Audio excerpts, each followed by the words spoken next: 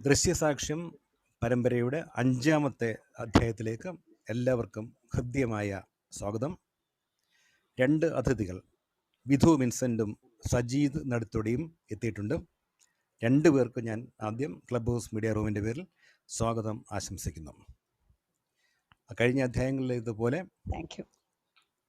പുരസ്കാരങ്ങൾ ലഭിച്ച ദേശീയ, അന്താരാഷ്ട്ര, സംസ്ഥാന തലത്തിലുള്ള ഒട്ടേറെ അംഗീകാരങ്ങൾ ലഭിച്ച ഡോക്യുമെൻ്ററികൾ ചെയ്തിട്ടുള്ള, ചലച്ചിത്രങ്ങൾ ചെയ്തിട്ടുള്ള വിധു, അതേപോലെ തന്നെ ഒട്ടേറെ അംഗീകാരങ്ങൾ ലഭിച്ചിട്ടുള്ള സജീദ് നടുത്തൊടി, ഇവരുടെ അനുഭവങ്ങളാണ് നമ്മൾ ഈ പരമ്പരയിൽ കേൾക്കുന്നത്. ആദ്യം സംസാരിക്കുന്നത് വിധു വിൻസെൻ്റ്. ഏതാണ്ട് 98 മുതൽ എനിക്ക് വിധുവിനെ അറിയാം. മീഡിയ അക്കാഡമിയിൽ വിദ്യാർത്ഥിയായിരിക്കുന്ന കാലം മുതൽ കൊച്ചി ആകാശവാണിയിൽ പരിപാടി അവതരിപ്പിക്കാൻ വന്നിട്ടുണ്ട്. അന്നു മുതലേ എനിക്ക് വിധുവിനെ അറിയാം. കേരളത്തിലെ ആൾക്കാർ വിധുവിനെ ഓർക്കുന്നത് 3 സിനിമകളുടെ പേരിലാണ്. ഒട്ടേറെ പുരസ്കാരങ്ങൾ ലഭിച്ച മാൻഹോൾ എന്ന ചിത്രം, തുടർന്ന് സ്റ്റാൻഡപ്പ്, വൈറൽ സെബി എന്നീ 3 ചിത്രങ്ങൾ. അതിനു മുമ്പ് മാധ്യമപ്രവർത്തക, പിന്നെ ഇഷ്ടംപോലെ ഡോക്യുമെൻ്ററികൾ. മാൻഹോളിന് 2017 സംസ്ഥാന ചലച്ചിത്ര പുരസ്കാരങ്ങളിൽ ഏറ്റവും നല്ല ചിത്രത്തിനും സംവിധാനത്തിനുമുള്ള സമ്മാനം ലഭിച്ചു. 2016 അന്താരാഷ്ട്ര ചലച്ചിത്രമേളയിൽ, കേരള ചലച്ചിത്രമേളയിൽ ഏറ്റവും നല്ല മലയാള ചിത്രം, ഏറ്റവും നവാഗത സംവിധായകയ്ക്കുള്ള പുരസ്കാരം ഉൾപ്പെടെയുള്ള പുരസ്കാരങ്ങൾ മാൻഹോളിന് ലഭിച്ചു. ഇതൊരു ഡോക്യുമെൻ്ററിയുടെ തുടർച്ചയായി ചെയ്തിട്ടുള്ള ചിത്രമാണ്. 2014 വിധു മീഡിയ വണ്ണിൽ ചെയ്ത വൃത്തിയുടെ ജാതി എന്ന ഡോക്യുമെൻ്ററിയുടെ എക്സ്റ്റൻഷൻ എന്ന് വേണമെങ്കിൽ ഈ ചിത്രത്തെ വിശേഷിപ്പിക്കാം. നാടകാന്ത്യം എന്ന ഡോക്യുമെൻ്ററി ചെയ്തിട്ടുണ്ട്. 2015 സംസ്ഥാന അവാർഡ്, 2 അവാർഡ് അതിന് ലഭിച്ചിട്ടുണ്ട്. After the end of drama documentary, അതിനും സംസ്ഥാന അവാർഡ് ലഭിച്ചിട്ടുണ്ട്.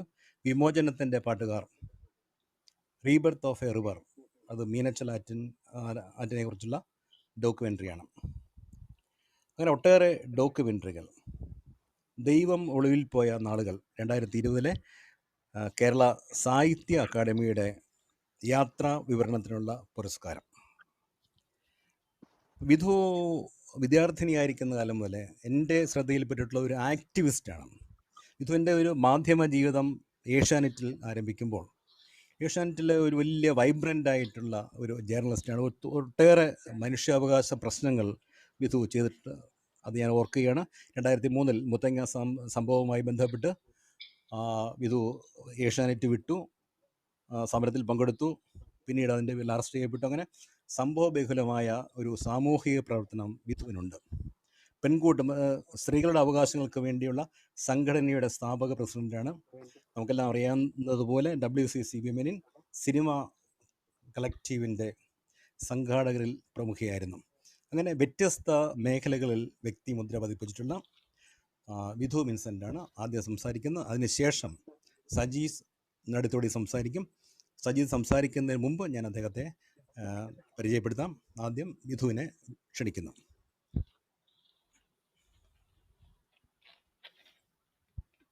വിധു സംസാരിക്കാം. കേൾക്കാം. പറയാം. ഹലോ, കേൾക്കാമല്ലോ അല്ലേ? കേൾക്കാം. പറഞ്ഞോളൂ. വളരെ സന്തോഷം. വളരെ നാളുകൾക്ക് ശേഷം, പ്രത്യേകിച്ചും കോവിഡ് കാലത്തിന് ശേഷം ക്ലബ് FM പരിപാടി, ക്ലബ് ഹൗസിന്റെ പരിപാടിയിലേക്ക് കുറെ നാളുകൾക്ക് ശേഷം വരികയാണ്. അതുകൊണ്ട് തന്നെ ഒരു കൗതുകം കൂടിയുണ്ട്. ഇപ്പോൾ ഒരുപക്ഷെ കോവിഡ് കാലത്ത് ആളുകൾ തിങ്ങിക്കൂടിയിരുന്ന പ്ലാറ്റ്ഫോമുകളിൽ ഒന്നായിരുന്നുവല്ലോ ഇത്. അപ്പം ഈ കുറെ കാലത്തിന് ശേഷം ഇപ്പോൾ ഇവിടെ വരുമ്പോൾ എത്ര പേർ ഇത് കാണുന്നുണ്ട്, കേൾക്കുന്നുണ്ട് എന്നുള്ളത് ഒരു കൗതുകത്തോട് കൂടിയിട്ട് ഞാനതിങ്ങനെ ആലോചിക്കുകയായിരുന്നു. വളരെ സന്തോഷമുണ്ട് പ്രദീപ്, ആമുഖത്തിന്. തീർച്ചയായും ഒരു വളരെ വ്യത്യസ്തമായ തൊഴിൽ സാഹചര്യങ്ങളിലൂടെ കടന്നു പോകാൻ ഭാഗ്യം സിദ്ധിച്ചിട്ടുള്ള ഒരാളാണ് ഞാൻ. പ്രദീപ് പറഞ്ഞതുപോലെ ആകാശവാണിയില്, പ്രത്യേകിച്ചും പ്രസ് അക്കാദമിയില് പഠിച്ചുകൊണ്ടിരിക്കുന്ന കാലത്താണ് ശരിക്കും പ്രദീപിനെ പരിചയപ്പെടുന്നത്. അപ്പോൾ അദ്ദേഹം അവിടെ പ്രോഗ്രാം എക്സിക്യൂട്ടീവ് ആയിരുന്നു. അവിടെ നിന്ന് യുവവാണി പോലെയുള്ള പരിപാടികളിൽ പങ്കെടുത്ത് അതിനുവേണ്ടി സ്ക്രിപ്റ്റുകൾ തയ്യാറാക്കി ശബ്ദം കൊടുത്ത് അപ്പം ഇടവേളകളിലൊക്കെ നമ്മൾ വിദ്യാർത്ഥിയായിരിക്കുന്ന കാലത്ത് ആകാശവാണി സന്ദർശിക്കുമായിരുന്നു. അതിനു മുമ്പ് ആകാശവാണിയിൽ തന്നെ ജസ്റ്റ് മിനിറ്റ് പോലെയുള്ള പരിപാടികൾ ശ്രീ GS പ്രദീപും അന്ന് ശ്രീകണ്ഠൻ നായർ ആയിരുന്നു അന്ന് അതിന്റെ ഏകോപന ചുമതല വഹിച്ചിരുന്നത്. അപ്പൊ അദ്ദേഹത്തിനോടൊപ്പം അത്തരം പരിപാടികളുടെ ഭാഗമാകാനും അവസരം കിട്ടിയിട്ടുണ്ടായിരുന്നു. പിന്നീട് ദീർഘമായ ഒരു ജേർണലിസ്റ്റ് ജീവിതത്തിൽ റേഡിയോയിൽ പരിപാടികൾ ചെയ്യാനായിട്ട് പിന്നീട് വളരെ അങ്ങനെയൊന്നും സാധിച്ചിട്ടില്ല. കാരണം നമ്മളുടേത് വേറൊരു വഴിയായിരുന്നു. ദൃശ്യ കൂടി ഉൾപ്പെട്ട ഒരു ടെലിവിഷൻ മേഖലയിലേക്ക് കോൺസെൻട്രേറ്റ് ചെയ്തോട് കൂടിയിട്ട് ഈ റേഡിയോയിൽ എന്തെങ്കിലും സംസാരിക്കുകയോ അല്ലെങ്കിൽ അങ്ങനെ എന്തെങ്കിലും ചെയ്യുന്നത് വളരെ അപൂർവമായിരുന്നു. എന്തായാലും വീണ്ടും ഈ പരിപാടിയിലേക്ക് ക്ഷണിച്ചതിനും പൂർവ്വ അനുഭവങ്ങളും പരിചയങ്ങളും പുതുക്കാൻ അവസരം കിട്ടിയതിനും നന്ദി പറയുന്നു പ്രദീപ്.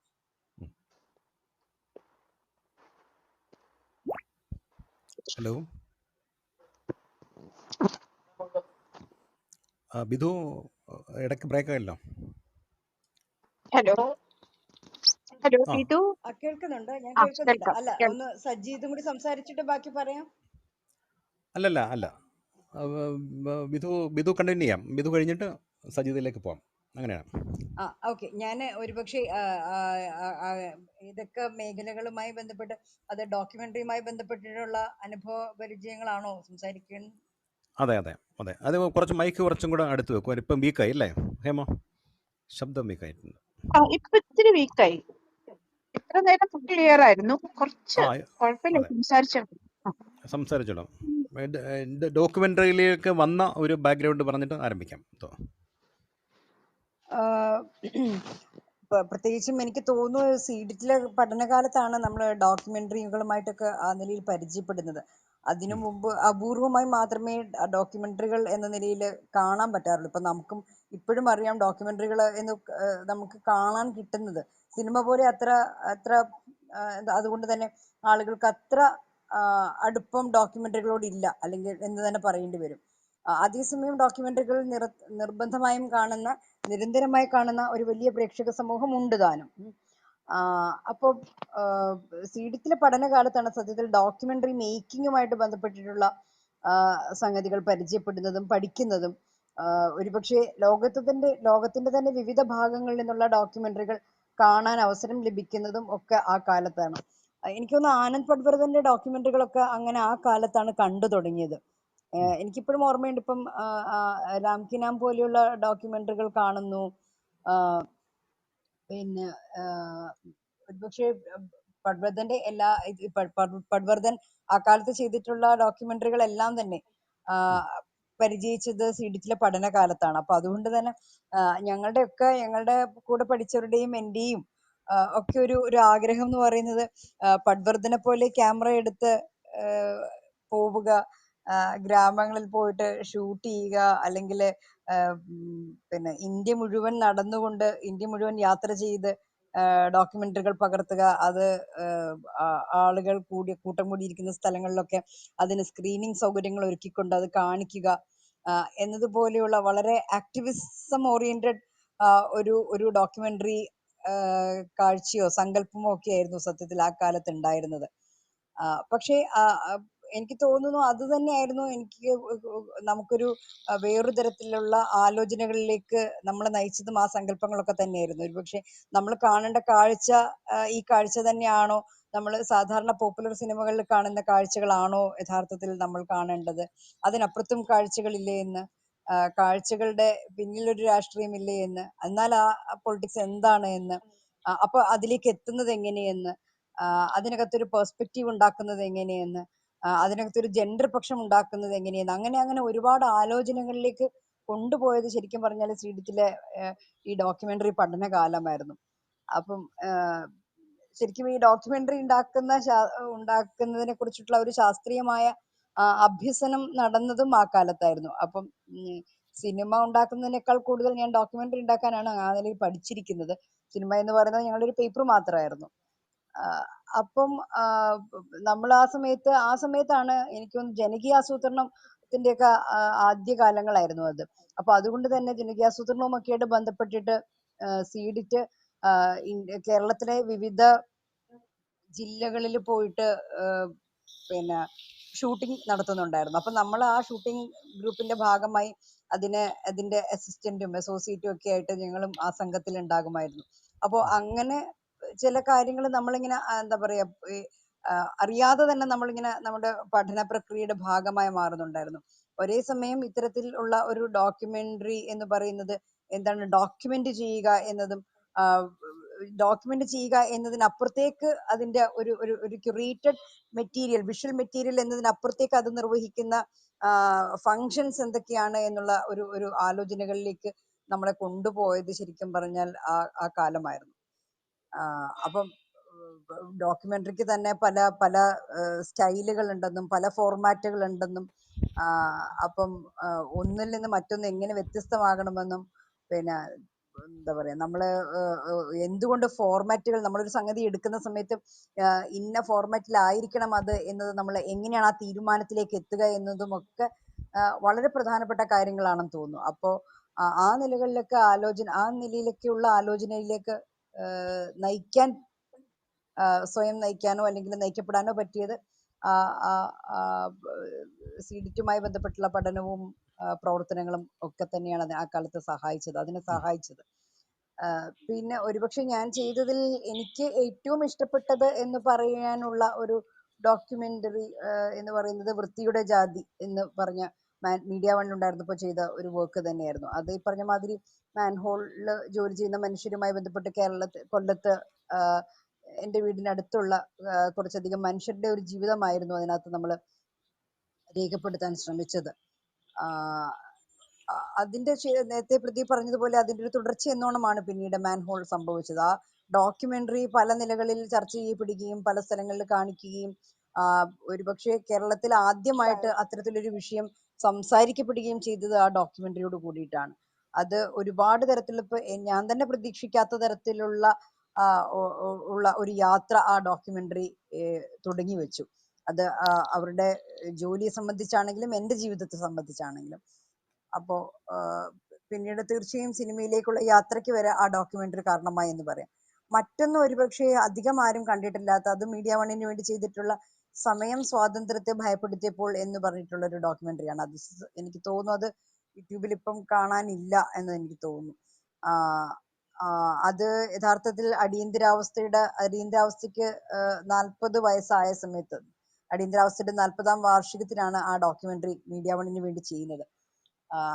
അത് എനിക്കത് പ്രിയപ്പെട്ടതാകാനുള്ള കാരണം അത് ഉണ്ടാക്കണമെന്ന് ആവശ്യപ്പെട്ട സമയത്ത്, ഒരു അസൈൻമെന്റിന്റെ ഭാഗമായി ഉണ്ടാക്കണമെന്ന് പറഞ്ഞ സമയത്ത് ഞാൻ ആദ്യം ആലോചിച്ചത് അടിയന്തരാവസ്ഥയെ കുറിച്ച് പലരും പലതരത്തിലുള്ള ഡോക്യുമെന്ററികൾ ചെയ്തിട്ടുണ്ട്. അപ്പൊ ഞാൻ എന്തുകൊണ്ട് വ്യത്യസ്തമായി ചെയ്യണം, എനിക്ക് എന്താണ് അതിനെക്കുറിച്ച് വ്യത്യസ്തമായി പറയാനുള്ളത്.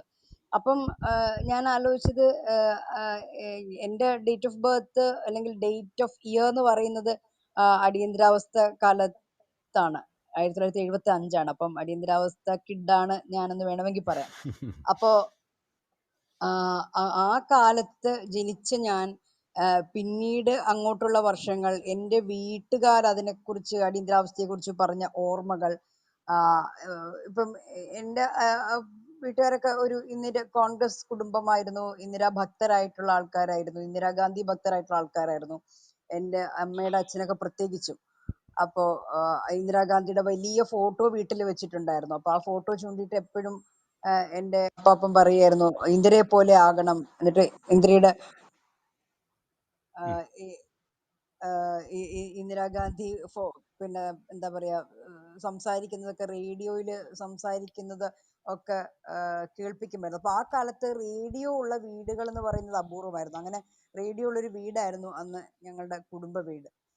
അപ്പോ അപ്പം അവിടെ നിന്നാണ് എൻ്റെ ഡോക്യുമെന്ററി തുടങ്ങുന്നത്. അപ്പം ഒരു ആത്മകഥാംശമുള്ള ഒരു ഡോക്യുമെന്ററി ആക്കിയിട്ടാണ് ഞാനത് ചെയ്തത്.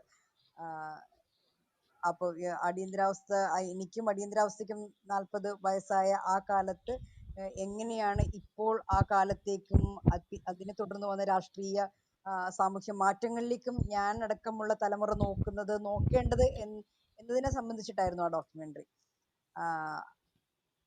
അപ്പം പിന്നെ എനിക്ക് തോന്നും എപ്പോഴും ഒരുപക്ഷെ നമ്മൾ ചെയ്യുന്ന സമയത്ത് ചില സംഗതികളെങ്കിലും ചില വിഷയങ്ങൾക്കെങ്കിലും നമുക്ക് നമ്മുടെ ആ നിലയിലുള്ള ഒരു പെർസ്പെക്റ്റീവ് ഒരു സാധ്യത എപ്പോഴും അത്തരം ചില വർക്കുകൾക്കുണ്ട് എന്ന് തോന്നുന്നു. അപ്പം അത്തരം സംഗതികളൊന്ന് ഇനിയും ഒരുപക്ഷെ അത്തരം ചില സംഗതികൾ ചെയ്യാനുണ്ട് എന്ന് ഞാൻ വിചാരിക്കുന്നുണ്ട്. എപ്പോൾ ചെയ്യാൻ പറ്റുമെന്ന് അറിയില്ല. എപ്പോഴും ഡോക്യുമെന്ററി അങ്ങനത്തെ ഒരു സ്വാതന്ത്ര്യം നമുക്ക് നൽകുന്നുണ്ട്. നമുക്ക് എപ്പോഴും നമ്മളെ എങ്ങനെ ട്വിസ്റ്റ് ചെയ്ത് വേറൊന്നിലേക്കൊക്കെ കൊണ്ടുപോകാൻ പറ്റും. അതിന്റെ ഒരു ഒഴുക്ക് അത് സാധ്യമാക്കും. അതേസമയം പറയേണ്ട കാര്യങ്ങൾ കൃത്യമായി പറഞ്ഞുകൊണ്ട് പോകാൻ തന്നെ പറ്റും. പക്ഷെ സിനിമയിൽ എപ്പോഴും എന്ന് വെച്ചാൽ സിനിമയിൽ പലപ്പോഴും സുനിശ്ചിതമായ ഒരു കഥയാണല്ലോ നമ്മൾ പിന്തുടരുന്നത്. ആ കഥയും ആ കഥയെ അഭിനയിക്കാനുള്ള കഥാപാത്രങ്ങളും ഒക്കെ ആയിട്ടാണല്ലോ അത് മുന്നോട്ട് പോകുന്നത്. അപ്പോൾ അതുകൊണ്ട് തന്നെ രണ്ടിന്റെയും ട്രീറ്റ്മെന്റ് എൻറ്റയർലി ഡിഫറെന്റ് ആണ്. വേറെ തരത്തിൽ ഈ പറഞ്ഞ മാതിരി ഡോക്യുമെന്ററി ആ നിലയ്ക്ക് നമുക്ക് കുറച്ചും കൂടി സ്വാതന്ത്ര്യം നൽകുന്നുണ്ട്. പക്ഷെ ഒട്ടും തന്നെ സാമ്പത്തിക സ്വാതന്ത്ര്യം നൽകുന്നില്ല എന്നുള്ളതാണ് ഭയങ്കര നിർഭാഗ്യകരമായ ഒരു വസ്തുത ഡോക്യുമെന്ററി സംബന്ധിച്ച്. ഡോക്യുമെന്ററി എടുക്കാനും സാമ്പത്തികമായ ചെലവുകൾ താങ്ങാനും നമുക്ക് ആളുകളുടെ സപ്പോർട്ട് അധികം ഉണ്ടാവില്ല. അത് കാണിക്കാനും അത് സ്ക്രീൻ ചെയ്യാനും ഉള്ള സ്ഥലങ്ങളും വളരെ കുറവാണ്. ഇപ്പം ശരിക്കും പറഞ്ഞാൽ നെറ്റ്ഫ്ലിക്സ് ഒക്കെ വന്നതിന് ശേഷമാണ്, അല്ലെങ്കിൽ അത്തരത്തിലുള്ള OTT പ്ലാറ്റ്ഫോമുകൾ വന്നതിന് ശേഷം മാത്രമാണ് നമുക്കിപ്പം അതിനൊരു വേദി കിട്ടിയിരിക്കുന്നത്. അപ്പൊ അതുവരെ ശരിക്കും പറഞ്ഞാൽ ഒരുപക്ഷെ എത്രയോ നല്ല ഡോക്യുമെന്ററികൾ നമ്മൾ കാണാതെ പോയിട്ടുണ്ട്. ഇപ്പോഴാണ് നമ്മൾ അതൊക്കെ ഇങ്ങനെ ആയിരുന്നു ഉണ്ടാക്കപ്പെട്ടതെന്ന് നമ്മൾ തിരിച്ചറിയുന്നത് തന്നെ. അപ്പോ എനിക്ക് തോന്നുന്നു ഈ ഒരു വിഷ്വൽ ഒരുപക്ഷെ ഞാൻ ആലോചിക്കുന്നത് എനിക്ക് പറയേണ്ടത് ഒരു വിഷയം ആവിഷ്കരിക്കാൻ ഏതാണ് മാധ്യമം നല്ലത് എന്ന നിലയ്ക്കാണ് ഞാൻ ഈ ഓരോ മാധ്യമത്തെയും നോക്കിക്കാണുന്നത്. അത് ചിലപ്പം എഴുതുകയാണെങ്കിൽ അങ്ങനെ, ഇനിയിപ്പോ നമ്മളൊരു ഡോക്യുമെന്ററിയിലൂടെ പറയുകയാണെങ്കിൽ അങ്ങനെ, അല്ലെങ്കിൽ ഒരു ഷോർട്ട് ഫിലിം മതിയെങ്കിൽ അങ്ങനെ. പിന്നെ ഇനിയിപ്പോ അതൊരു സിനിമയാണെങ്കിൽ നമ്മൾ സിനിമയിലേക്ക് തന്നെ ചിലപ്പം തിരിയേണ്ടി വരുമായിരിക്കാം. ഇനിയിപ്പോ ഒരു റീല് മതിയെങ്കിൽ അങ്ങനെ. അപ്പം എനിക്ക് തോന്നുന്നു പുതിയ കാലത്ത് അത്തരത്തിലുള്ള വിഷ്വൽ എക്സ്പ്രഷന്റെ സാധ്യതകൾ ഭയങ്കര വലുതായിക്കൊണ്ടിരിക്കുകയാണ്. അപ്പൊ അത് ഒരു വല്ലാത്ത സന്തോഷവും ഭയങ്കര എന്താ പറയാ സർഗാത്മകമായ ഒരുപാട് സാധ്യതകളും ഈ രംഗത്ത് പ്രവർത്തിക്കുന്നവർക്കോ ഈ രംഗത്തെക്കുറിച്ച് സ്വപ്നങ്ങൾ സൂക്ഷിക്കുന്നവർക്കോ ഒക്കെ ഒരുക്കുന്നുണ്ട് എന്നുള്ളത് ഒരു വസ്തുതയാണ്. ഇത്രയുമാണ് പ്രാഥമികമായി എനിക്ക് അതിനെക്കുറിച്ച് പറയാനുള്ളത്. ഇനിയും ചില ഡോക്യുമെന്ററികൾ ഉണ്ടാകും എന്ന് ഞാൻ പ്രതീക്ഷിക്കുന്നു. ഞാൻ അതിലേക്ക് ചിലപ്പോൾ മടങ്ങുമായിരിക്കുമെന്ന് ഞാൻ വിചാരിക്കുന്നുണ്ട്. അപ്പം നന്ദി വിധു. നമുക്ക് ബാക്കി ഡോക്യുമെൻ്ററികളെ കുറിച്ചും ബാക്കി സിനിമ രംഗത്തെക്കുറിച്ചൊക്കെയുള്ള അത് സജീദ് പറഞ്ഞതിന് ശേഷം നമുക്ക് ചോദ്യങ്ങൾ വരുമ്പോൾ അതിലേക്ക് പോകാം അല്ലേ? തീർച്ചയായും. അപ്പം നമ്മൾ സജീദ് നെടുത്തൊടിയിലേക്ക് നമ്മൾ കടക്കുകയാണ്. അദ്ദേഹത്തിന് 2 സംസ്ഥാന ടെലിവിഷൻ പുരസ്കാരങ്ങൾ ലഭിച്ചിട്ടുണ്ട് ഡോക്യുമെൻ്ററികൾക്ക്. 4 UGC CEC ദേശീയ പുരസ്കാരങ്ങൾ ഉൾപ്പെടെ അന്താരാഷ്ട്ര ചലച്ചിത്ര മേളകളിലെ അംഗീകാരങ്ങൾ ഉൾപ്പെടെയുള്ള ഒട്ടേറെ പുരസ്കാരങ്ങൾ അദ്ദേഹത്തിൻ്റെ ഡോക്യുമെൻ്ററികൾക്ക് ലഭിച്ചിട്ടുണ്ട്. Bamboo ballets, a diary on blindness, out of the shadows തുടങ്ങിയവയാണ് അദ്ദേഹത്തിൻ്റെ ഡോക്യുമെൻ്ററികൾ. കാലിക്കറ്റ് സർവകലാശാലയിൽ അദ്ദേഹം ജോലി ചെയ്യുന്നു. അപ്പോൾ നമ്മൾ സജീദ് നെടുത്തൊടിയുടെ അനുഭവങ്ങളിലേക്ക് പോകുന്നു. അദ്ദേഹത്തെ ക്ഷണിക്കുന്നു. സജീദ്. ആദ്യമായിട്ട് ഈ ക്ലബ് ഹൗസിൻ്റെ ഈ ദൃശ്യസാക്ഷ്യം എന്നുള്ള ഈ പരിപാടിയിലേക്ക് എന്നെ ക്ഷണിച്ചതിലുള്ള നന്ദി ഞാൻ ആദ്യമായിട്ട് അറിയിച്ചുകൊള്ളുന്നു. ഞാൻ എൻ്റെ അനുഭവങ്ങളാണല്ലോ അല്ലേ ഞാൻ ഡോക്യുമെൻ്ററി രംഗത്തേക്ക് എങ്ങനെ വന്നു അവിടെ ആരംഭിക്കാം എന്ന് തോന്നുന്നു. ഓക്കെ. ഞാൻ എൻ്റെ ഒരു പഠന വിഷയമായിട്ട് ജേർണലിസം ആയിരുന്നു ഞാൻ പഠിച്ചിട്ടുണ്ടായിരുന്നത്. എൻ്റെ പാഠ്യ വിഷയം എന്നുള്ളത്. അപ്പോൾ ജേർണലിസം പഠിക്കുന്ന കാലത്ത് തന്നെ നമ്മൾ വിഷ്വൽ മീഡിയ ആയിട്ട് ഉള്ള ബന്ധങ്ങളുണ്ട്. സിനിമകളും ഡോക്യുമെൻ്ററികളൊക്കെ നമ്മൾ പരിചയിക്കുന്നൊക്കെ ഉണ്ട്. ആ ഒരു സമയത്താണ് ഈ വിഷ്വൽ മീഡിയയിലും ഡോക്യുമെൻ്ററിയിലുള്ള എന്തെങ്കിലും ചെയ്യണമെന്നുള്ള ഒരു ആഗ്രഹം സംഭവിക്കുന്നത്. സജീദ് എവിടെയാണ് പഠിച്ചത്? ഞാൻ പഠിച്ചത് കാലിക്കറ്റ് യൂണിവേഴ്സിറ്റിയിൽ ആണ് പഠിച്ചത്. അവിടെ MCJ കോഴ്സാണ് ചെയ്തത്. ഉം. ഞാൻ ആ കോഴ്സ് ചെയ്തതിന് ശേഷം പിന്നീട് പത്രത്തിലാണ് പിന്നെ ജോയിൻ ചെയ്തത്. പത്രത്തിൽ, പ്രിൻ്റ് മീഡിയയിൽ, പത്രത്തിൽ ഇന്ത്യൻ എക്സ്പ്രസ്സിൽ സബ് എഡിറ്ററായിട്ട് ഹൈദരാബാദിലാണ് ഞാൻ പിന്നീട് ജോലിക്ക് കയറുന്നത്. അങ്ങനെ ആ സമയത്തും എനിക്ക് വിഷ്വൽ മീഡിയ ആയിട്ട് ഉള്ള ഒരു താല്പര്യം മനസ്സിൽ അപ്പോഴും ഉണ്ട്. അങ്ങനെയാണ് ഞാൻ പിന്നീട് ആ ജോലി ഉപേക്ഷിച്ചിട്ട് വിഷ്വൽ മീഡിയ ആയിട്ടുള്ള ബന്ധപ്പെട്ട ഒരു ജോലി അന്വേഷിക്കുകയും അങ്ങനെ കാലിക്കറ്റ് യൂണിവേഴ്സിറ്റി തന്നെ EMMRC എന്ന് പറഞ്ഞൊരു സ്ഥാപനമുണ്ട്. EMRC എന്നുള്ള സ്ഥാപനത്തിൻ്റെ, അതൊരു ഗവൺമെൻറ്, സെൻട്രൽ ഗവൺമെൻറ് കീഴിലുള്ളൊരു സ്ഥാപനമാണ്. അവിടെ ഈ വീഡിയോ ക്ലാസ്സുകൾ തയ്യാറാക്കുക എന്നുള്ളതാണ്. കോളേജ് സ്റ്റുഡൻസിന് വേണ്ടിയിട്ടുള്ള വീഡിയോ ക്ലാസ്സുകൾ, ഓൺലൈൻ കോഴ്സുകൾക്ക് വേണ്ടിയിട്ടുള്ള ക്ലാസ് റൂം വീഡിയോസ്, ഇതൊക്കെ തയ്യാറാക്കുക എന്നുള്ളതാണ് അവിടുത്തെ പ്രധാനപ്പെട്ട ജോലി എന്ന് പറയുന്നത്. അങ്ങനെ പക്ഷേ ഞങ്ങൾക്ക് അതിൻ്റെ കൂട്ടത്തിൽ ചില ഡോക്യുമെൻ്ററികൾ ചെയ്യാനുള്ള അവസരങ്ങൾ കിട്ടുകയും ചെയ്യും. അപ്പോൾ ആ രീതിയിലാണ് എൻ്റെ ഡോക്യുമെൻ്ററികൾ നിർമ്മാണം അധികം ഉണ്ടായിട്ടുള്ളത്. ഒരു ഇൻഡിപെൻഡൻറ്റ് ഡോക്യുമെൻ്ററി മേക്കിംഗ് എന്നുള്ളതിന് വ്യത്യസ്തമായിട്ട് ഈ സ്ഥാപനത്തിൻ്റെ ഭാഗമായിട്ടുള്ള രീതിയിലാണ് എൻ്റെ ഡോക്യുമെൻ്ററികൾ അധികം സംഭവിച്ചിട്ടുള്ളത്. ആ ഡോക്യുമെൻ്ററികൾ ചെയ്യുകയും പിന്നീട് അതുമായിട്ട് ബന്ധപ്പെട്ടുള്ള ഒരു ഫോണൊന്ന്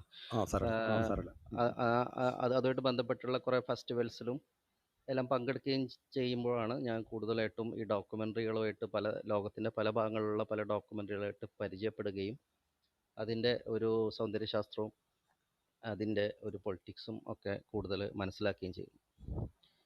അങ്ങനെ ആദ്യമായിട്ട് ഞാൻ ചെയ്തൊരു ഡോക്യുമെൻ്ററി എന്നുള്ളത് ഒരു സയൻസ് ഡോക്യുമെൻ്ററി ആയിരുന്നു. ഒരു ഫാമിംഗ് സെക്ടറിൽ ഈ ബാക്ടീരിയകളെ, ബെനിഫിഷ്യലായിട്ടുള്ള ബാക്ടീരിയകളെ ഉപയോഗിച്ച് ഫാമിങ്ങിന് ബെനിഫിറ്റ് ഉണ്ടാകുന്ന രീതിയിലുള്ള ഒരു എക്സ്പെരിമെൻ്റ് അന്ന് സ്പൈസസ് റിസർച്ച് ഇൻസ്റ്റിറ്റ്യൂട്ടിൽ ചെയ്തിട്ടുണ്ടായിരുന്നു. ആ ഒരു എക്സ്പെരിമെൻറ്റിനെ ബേസ് ചെയ്തിട്ടുള്ള ഒരു ഡോക്യുമെൻ്ററിയാണ് ഞാൻ ആദ്യമായിട്ട് ചെയ്യുന്നത്. അതിന് ശേഷമാണ് പറഞ്ഞോളൂ കേൾക്കുന്നുണ്ട്. അതിനുശേഷമാണ് ഞാൻ പിന്നെ കൂടുതലായിട്ടും ഡോക്യുമെൻ്ററി എന്നുള്ളൊരു ഒരു മേഖലയിലേക്ക്, ആ ഡോക്യുമെൻ്ററി എന്നുള്ള ഒരു ആർട്ട് ഫോമിലേക്ക് കൂടുതലായിട്ട് എൻ്റർ ചെയ്യുന്നതെന്നുള്ളതാണ് പറയാനുള്ളത്. ആദ്യമായിട്ട് ഞാൻ ചെയ്യുന്നൊരു ഡോക്യുമെൻ്ററി എന്നുള്ളത് garden of herbs and dreams എന്നുള്ളൊരു വർക്കായിരുന്നു. എന്നെ സംബന്ധിച്ചിടത്തോളം ഈ ഡോക്യുമെൻ്ററികൾ ഉള്ളൊരു മേഖലയായിട്ട് ബന്ധപ്പെടുമ്പോൾ മനുഷ്യരുടെ ജീവിതങ്ങളും ജീവിതാവസ്ഥകളുമാണ് പലപ്പോഴും എന്നെ ആകർഷിച്ചിട്ടുള്ള ഒരു കാര്യമാണ്. അപ്പോൾ അത്തരത്തിലുള്ള സാഹചര്യങ്ങളും സിറ്റുവേഷൻസും ആയിരുന്നു പലപ്പോഴും ഈ ഡോക്യുമെൻ്ററി സബ്ജക്റ്റുകൾ സെലക്ട് ചെയ്യുന്നതിലേക്കൊക്കെ എന്നെ ആകർഷിച്ച ഒരു വസ്തുത എന്നുള്ളത്. അങ്ങനെ ഈ garden of herbs and dreams എന്നുള്ളത് ഒരു ഹാൻഡിക്കേപ്ഡ് ആയിട്ടുള്ള ഒരു വ്യക്തി, പുള്ളി ഒരു ആക്സിഡൻറ്റിലാണ് പുള്ളി ഹാൻഡിക്കേപ്ഡ് ആവുന്നത്. ഹാൻഡിക്കേപ്ഡ് ആയതിനു ശേഷം ആള് ഒരു ഈ മെഡിസിനൽ, പുള്ളിയുടെ ട്രീറ്റ്മെൻറ്റിൻ്റെ ഭാഗമായിട്ട് കുറേ മെഡിസിനൽ പ്ലാന്റ്സുമായിട്ട് പരിചയപ്പെടുകയും അങ്ങനെ എന്തുകൊണ്ട് മെഡിസിനൽ പ്ലാന്റ്സ് നടുകയും സംരക്ഷിക്കുകയും ചെയ്യുന്ന ഒരു സംഭവത്തിലേക്ക് വന്നുകൂടാ എന്നുള്ള രീതിയിലൊരു ചിന്ത വരികയും അങ്ങനെ ആ മേഖലയിൽ അദ്ദേഹം കുറേ നേട്ടങ്ങളും അച്ചീവ്മെൻറ്റ്സും ചെയ്തിട്ടുള്ള ഒരു വ്യക്തി, ഒരു സക്സസ്ഫുൾ ആയിട്ടുള്ള ഒരു പേഴ്സൺ ആയിരുന്നു. അതുപോലെ തന്നെ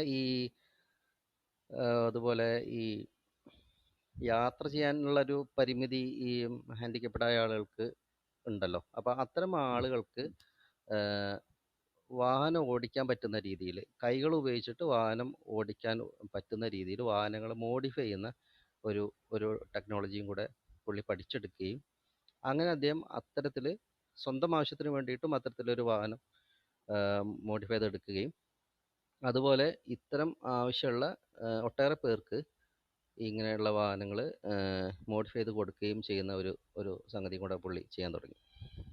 അങ്ങനെ 1000-ഓളം ആളുകൾക്ക് പുള്ളി ഇത്തരത്തിലുള്ള വാഹനങ്ങൾ മോഡിഫൈ ചെയ്ത് കൊടുക്കുകയും ചെയ്തു. മാത്രമല്ല അദ്ദേഹം ആ വാഹനത്തിൽ ഡൽഹി വരെ ഒറ്റയ്ക്ക് യാത്ര ചെയ്യുകയും അവിടെ ഒരു ഓട്ടോമൊബൈൽ എക്സിബിഷനിൽ പങ്കെടുക്കുകയും അത് കഴിഞ്ഞിട്ട് തിരിച്ച് വരികയും ചെയ്തു. പൂർണ്ണമായിട്ടും കാലുകൾക്ക് ശേഷിയില്ലാത്തൊരു വ്യക്തിയാണ് അദ്ദേഹം. മലപ്പുറം ജില്ലയിലെ അതായത് അതെ, തോരപ്പം തോരപ്പ അല്ലേ? മുസ്തഫ എന്ന് പറഞ്ഞ ഒരാൾ. അതെ, തോരപ്പ മുസ്തഫ. ഇവിടെ ഓക്കെ ഓക്കെ. തോരപ്പ മുസ്തഫ ഇവിടെ നമ്മൾ മലപ്പുറം ജില്ലയിൽ മഞ്ചേരി ഫെബിൽ നമ്മൾ ഡോക്യുമെൻ്ററി ചെയ്തിട്ടുണ്ട് അദ്ദേഹത്തെക്കുറിച്ച്. ആണല്ലേ? അതെ അതെ അതെ. അപ്പോൾ അങ്ങനെ അദ്ദേഹത്തെക്കുറിച്ചാണ് ഞാനൊരു documentary garden of herbs and dreams എന്നുള്ള രീതിയിൽ ചെയ്യുന്നത്. അത് കണ്ട പല ആൾക്കും വളരെ മോട്ടിവേറ്റിംഗ് ആയിട്ടുള്ള ഒരു കാര്യമാണെന്നുള്ളത് തോന്നുകയും ആ രീതിയിലുള്ള അപ്രിസിയേഷൻ കിട്ടുകയും ചെയ്തു. ആ വർക്കിന് എനിക്ക് UGCയുടെ നാഷണൽ ലെവൽ അവാർഡും കിട്ടിയിട്ടുണ്ടായിരുന്നു. അതുപോലെ ഐഡിയാസ് ഓഫ് കെയിൽ, അതുപോലെ മറ്റ് ഉൾപ്പെടെയുള്ള ഒരുപാട് ഫെസ്റ്റിവൽസിൽ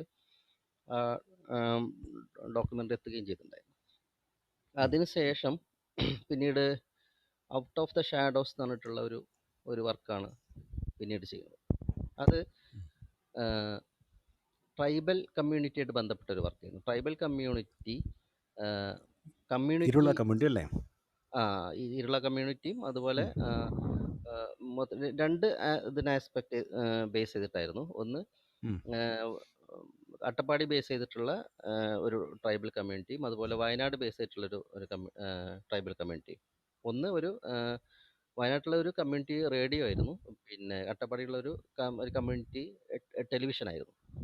അപ്പോൾ ഈ കമ്മ്യൂണിറ്റി മീഡിയ വഴി അവരുടെ ഭാഷയിൽ, ആദിവാസികളുടെ ഭാഷയിൽ ന്യൂസും പിന്നെ പ്രോഗ്രാംസും അവതരിപ്പിക്കുന്ന ഒരു സംഗതി ഉണ്ടായിരുന്നു. അപ്പോൾ ആ ഒരു വിഷയമായിട്ട് ബന്ധപ്പെട്ടിട്ട് എങ്ങനെയാണ് മീഡിയ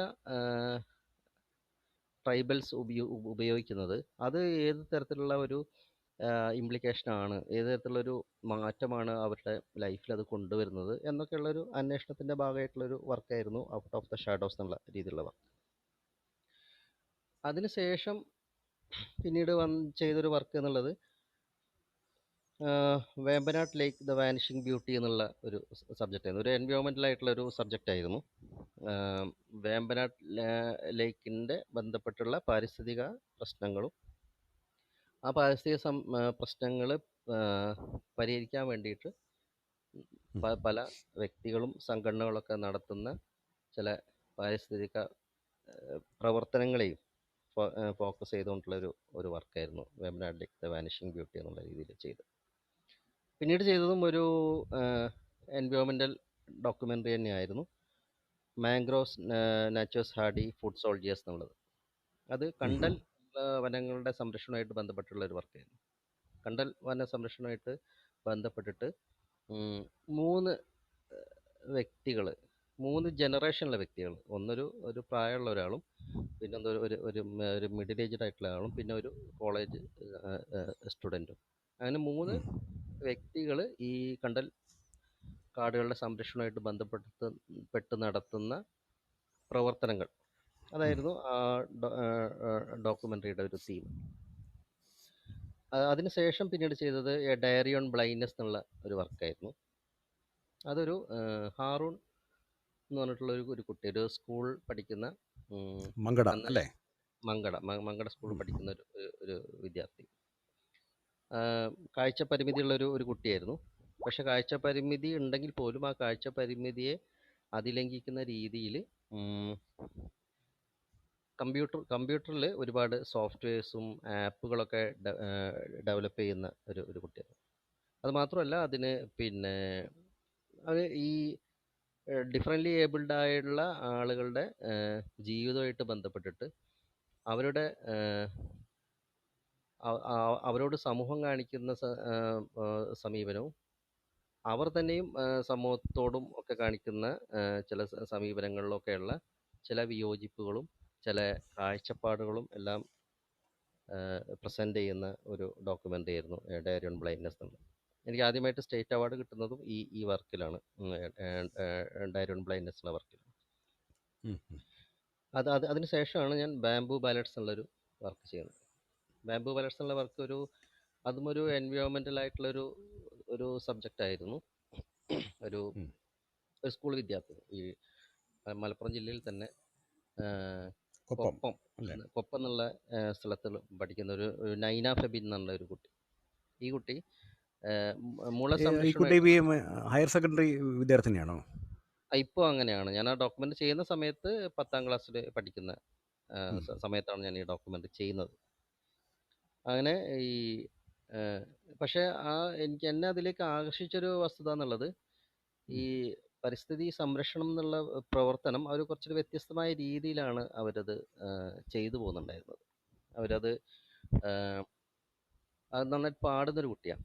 അപ്പോൾ അവരൊരു മ്യൂസിക് ബാൻഡ് ഈ മുളകൾ കൊണ്ട് ഉണ്ടാക്കിയിട്ടുള്ള വിവിധതരം മ്യൂസിക് ഇൻസ്ട്രുമെൻറ്റ്സ് ഉപയോഗിച്ചിട്ട് ഒരു മ്യൂസിക് ബാൻഡ് കൊച്ച എന്നുള്ള പേരിലൊരു മ്യൂസിക് ബാൻഡ് അവർ ഫോം ചെയ്യുകയും ആ മ്യൂസിക് ബാൻഡ്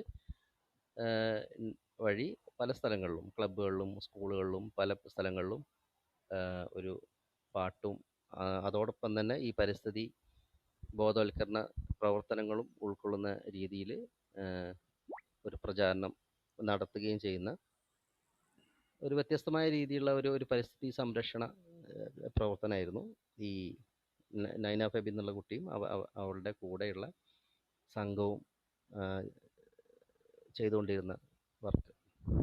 അപ്പോൾ അത് ആ ഒരു ഇതിന് ബേസ് ചെയ്തിട്ടാണ് ബാംബു ബാലൻസ് എന്നുള്ള രീതിയിലുള്ള ഒരു ഡോക്യുമെൻ്ററി ചെയ്തത്. അതും കുറേ അംഗീകാരങ്ങൾ പലതരത്തിൽ സ്റ്റേറ്റ് അവാർഡ് ഉൾപ്പെടെ അതുപോലെ മുംബൈ ഇൻ്റർനാഷണൽ ഫിലിം ഫെസ്റ്റിവൽ മിഫ് ഉൾപ്പെടെ അങ്ങനെ പല രീതിയിലും അവാർഡുകളും അംഗീകാരങ്ങളും വിദേശങ്ങളിലൊക്കെ അംഗീകാരങ്ങളൊക്കെ നേടിയിട്ടുണ്ടായിരുന്നു. പിന്നെ അത് കഴിഞ്ഞിട്ട് ഞാനിപ്പോൾ ഒരു റീസെൻ്റ്ലി ഒരു ഡോക്യുമെൻ്ററി റൈസ്ഡ് ഓൺ റിതംസ് എന്ന് പറഞ്ഞിട്ടൊരു ഡോക്യുമെൻ്ററി ഇപ്പോൾ ഞാനിപ്പോൾ ജസ്റ്റ് കംപ്ലീറ്റ് ചെയ്തിട്ടേ ഉള്ളൂ.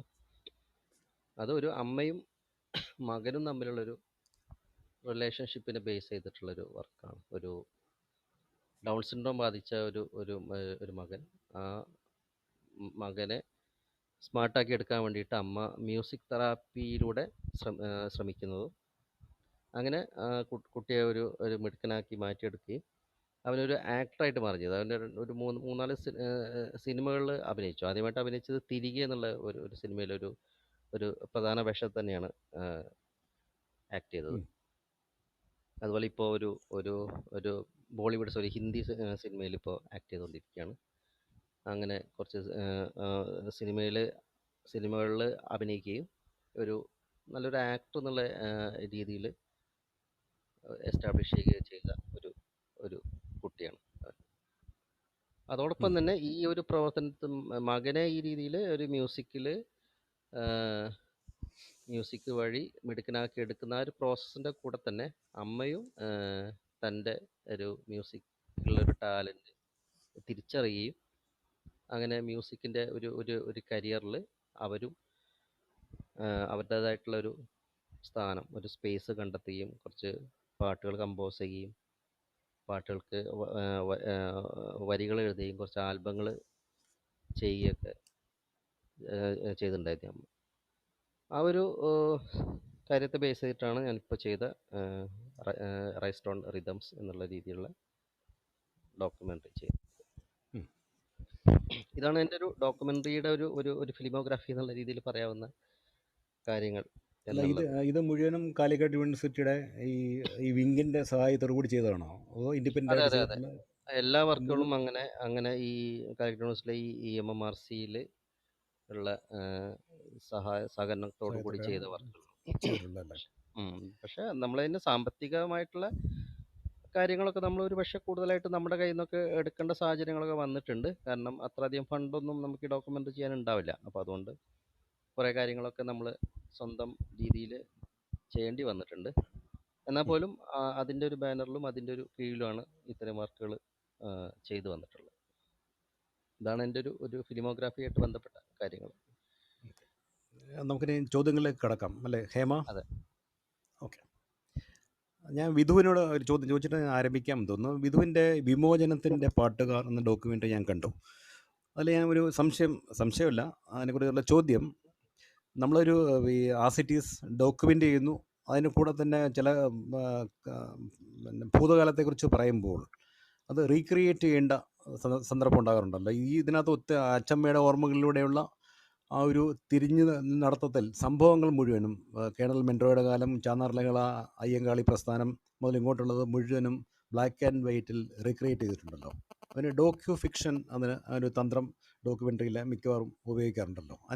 അതേക്കുറിച്ചൊന്ന് പറയാൻ പറ്റുമോ? ബിദു, ഹലോ.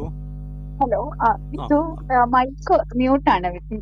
വിധുവിന്റെ മൈക്ക് മ്യൂട്ടാണ് കേട്ടോ. ഒന്ന് അൺമ്യൂട്ട് ചെയ്യാമോ? ഇപ്പൊ കേൾക്കാമല്ലോ അല്ലേ? ഇപ്പൊ ആ, കേൾക്കാം കേൾക്കാമല്ലോ അല്ലേ? കേൾക്കാം.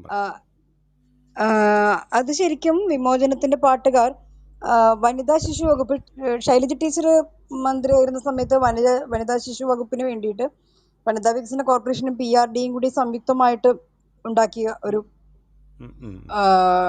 ഡോക്യു ഡ്രാമ എന്ന് വേണമെങ്കിൽ പറയാവുന്ന വിഭാഗത്തിൽപ്പെട്ട ഒരു സംഗതിയാണ്.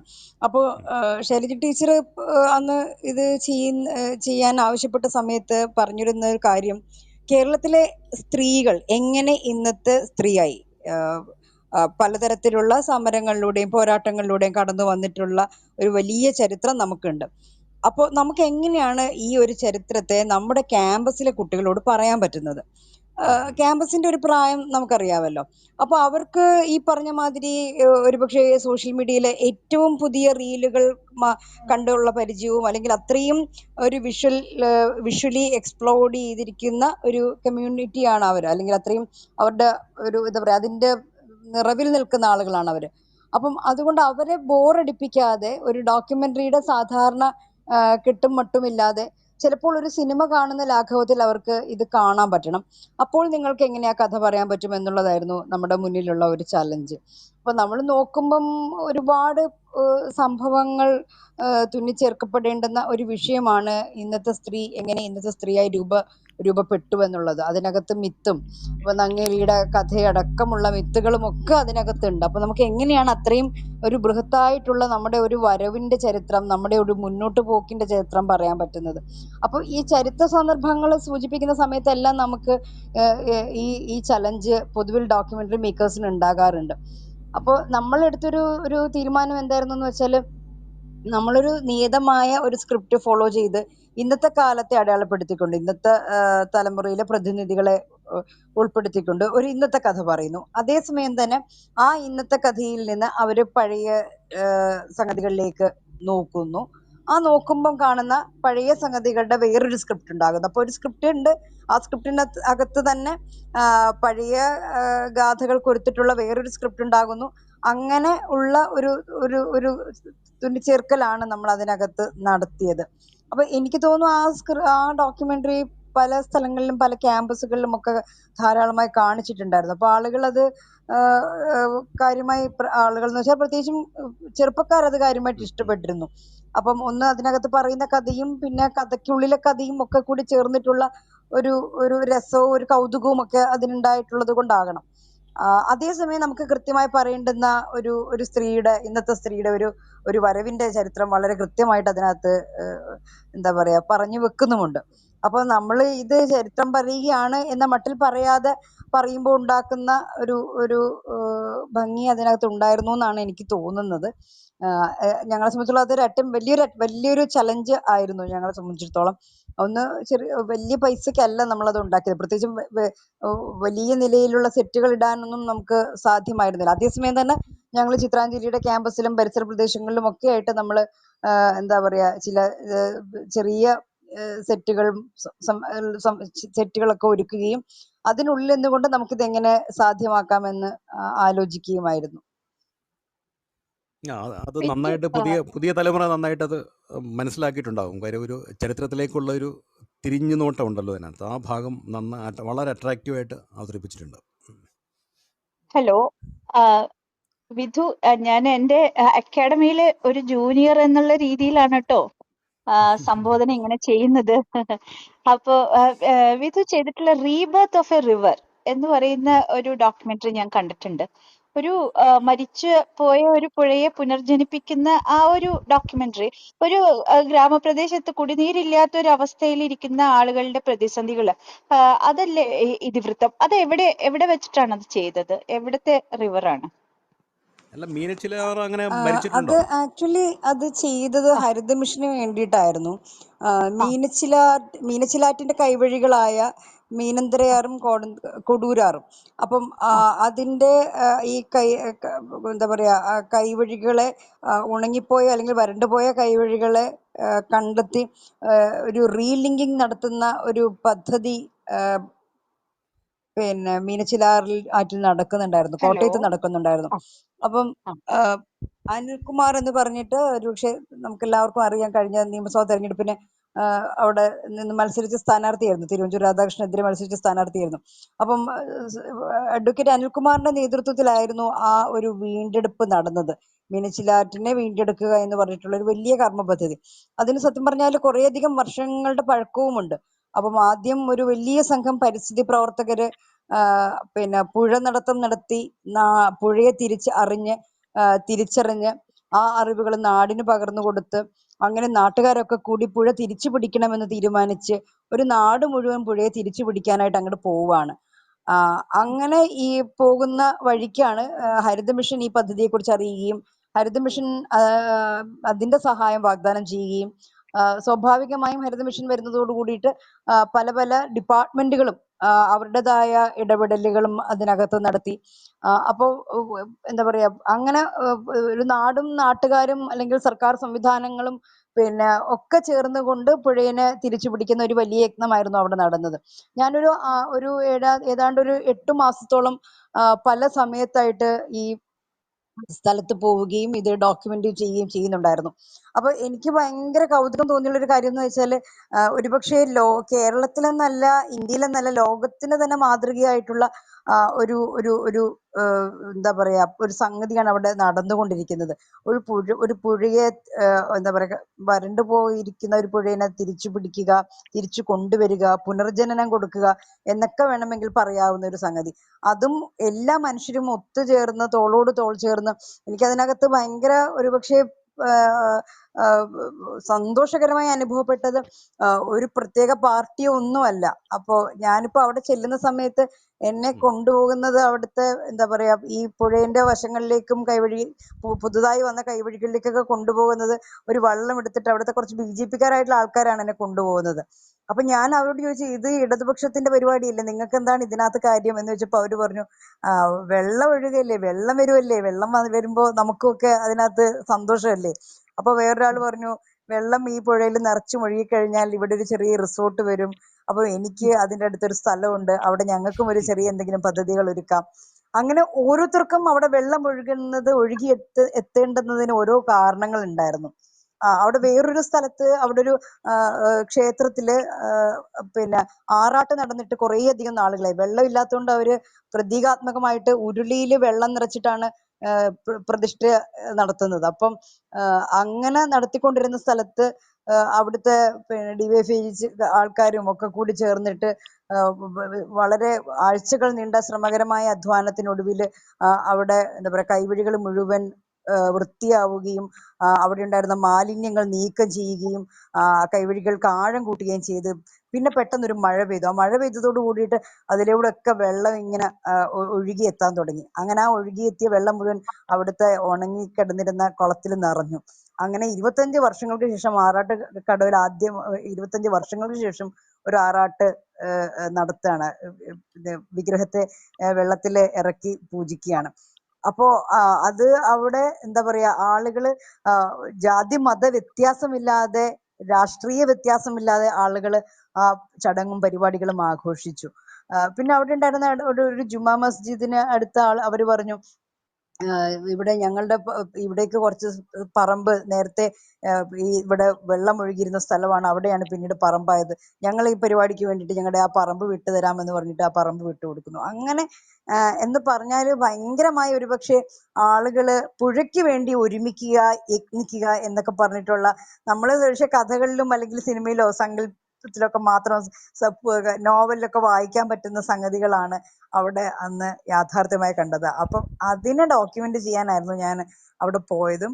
അങ്ങനെയാണ് എന്താ പറയുക, നദിയുടെ പുനർജനി എന്ന് പറഞ്ഞിട്ടുള്ള ഒരു ഡോക്യുമെന്ററി ഉണ്ടാകുന്നതും. അത് കേരളത്തിൽ മാത്രമല്ല, ഇന്ത്യയിൽ തന്നെ പല സ്ഥലത്തും കാണിച്ചു. ഇപ്പൊ ഏറ്റവും ഒടുവിൽ കഴിഞ്ഞ മാസം മേഘാലയയില് അവിടെ ഒരു വാട്ടർ കോൺക്ലേവില് ആ ഡോക്യുമെന്ററി കാണിക്കുകയും ആളുകൾ ഇങ്ങനെ എങ്ങനെയാണ് ആളുകൾക്ക് ഇങ്ങനെ ഒന്നിക്കാൻ പറ്റുന്നത് എന്ന് അത്ഭുതപ്പെടുകയും ചെയ്തു. അപ്പൊ എനിക്കത് ഭയങ്കര ഒരു വ്യക്തിപരമായി എനിക്കൊരു സന്തോഷം നൽകിയ, എന്ന് വെച്ചാൽ ഒരു നാട് നടത്തുന്ന യജ്ഞത്തില് നമ്മൾ വിഷ്വൽ ഡോക്യുമെന്റേഷൻ എന്നുള്ളതിനപ്പുറത്തേക്ക് നമ്മളും ആ നിലയിൽ അതിന്റെ ഭാഗമാവുകയാണല്ലോ. അപ്പൊ എനിക്കൊന്ന് ഡോക്യുമെന്ററി എടുക്കുന്ന ആൾക്കാർക്കൊക്കെ അങ്ങനെ ഒരു സാധനം ഉണ്ട്. വെച്ചാൽ നമ്മുടെ ക്യാമറ കണ്ണിലൂടെ കാണുക മാത്രമല്ല, അതിപ്പോ എന്ത് സംഗതിയാണെങ്കിലും, അത് സമരമാണെങ്കിലും നമ്മൾ സമരം ചിത്രീകരിക്കാൻ പോകുമ്പോൾ യഥാർത്ഥത്തിൽ നമ്മളും ആ സമരത്തിനൊപ്പമാണ്, അല്ലെങ്കിൽ ആ സമരത്തിന്റെ കൂടെ നടക്കുന്നുണ്ട് എന്ന നിലയ്ക്ക് നമ്മളും അതിനകത്ത് ഭാഗഭാഗാകുന്നുണ്ട് എന്നുള്ളതാണ് എനിക്ക് തോന്നുന്നത്.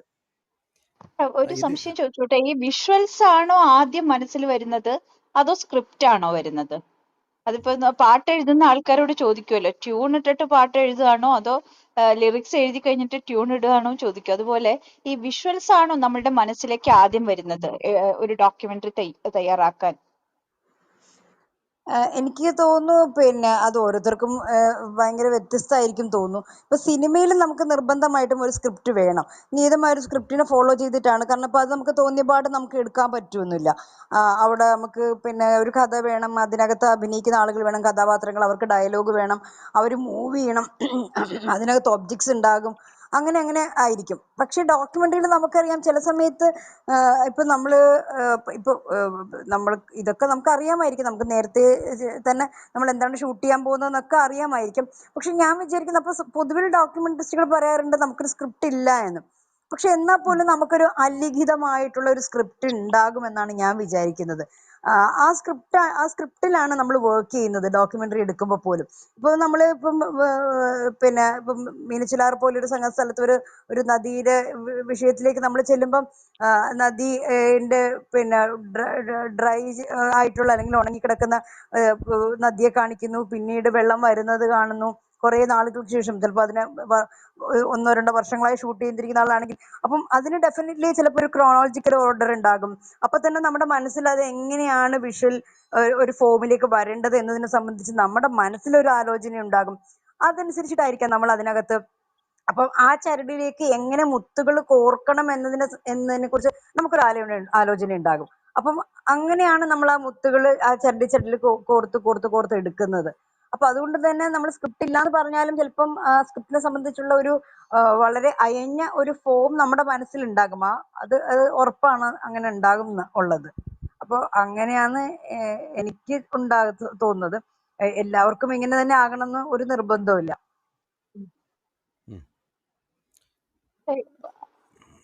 സാർ എന്തെങ്കിലും ചോദിക്കാൻ വന്നതാണോ?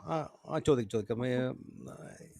ബിധുവിൻ്റെ ഡോക്യുമെൻ്ററിയെ ബേസ് ചെയ്തിട്ട് പിന്നീട് വന്ന മാൻഹോൾ സിനിമ, രണ്ടും ഒരു ഈ ഗവൺമെൻറ് ഇല്ല എന്ന് പറയുന്ന ഒരു ജോലി ചെയ്യാൻ നിർബന്ധിക്കപ്പെട്ട ഒരു ജനസമൂഹത്തിൻ്റെ, ഒരു പ്രത്യേക സമൂഹത്തിൻ്റെ, പിന്നാക്കാവസ്ഥയിലുള്ള സമൂഹത്തിൻ്റെ ജീവിതത്തെക്കുറിച്ചുള്ള ആണല്ലോ സിനിമയും ഡോക്യുമെൻ്ററിയും ഒക്കെ.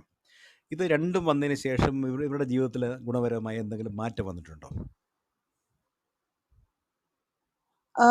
ഈ ഡോക്യുമെന്ററി വന്നതിന് ശേഷം ഈ ഡോക്യുമെന്ററിക്ക് കുറേയധികം ഡോക്യുമെന്ററി ചർച്ച ചെയ്യപ്പെട്ടിട്ടുള്ള ഒരു പശ്ചാത്തലത്തിലാണ് നമ്മൾ സിനിമയിലേക്ക് തിരിയുന്നത്. അപ്പോൾ എല്ലാവർക്കും അറിയാവുന്നതുപോലെ സിനിമ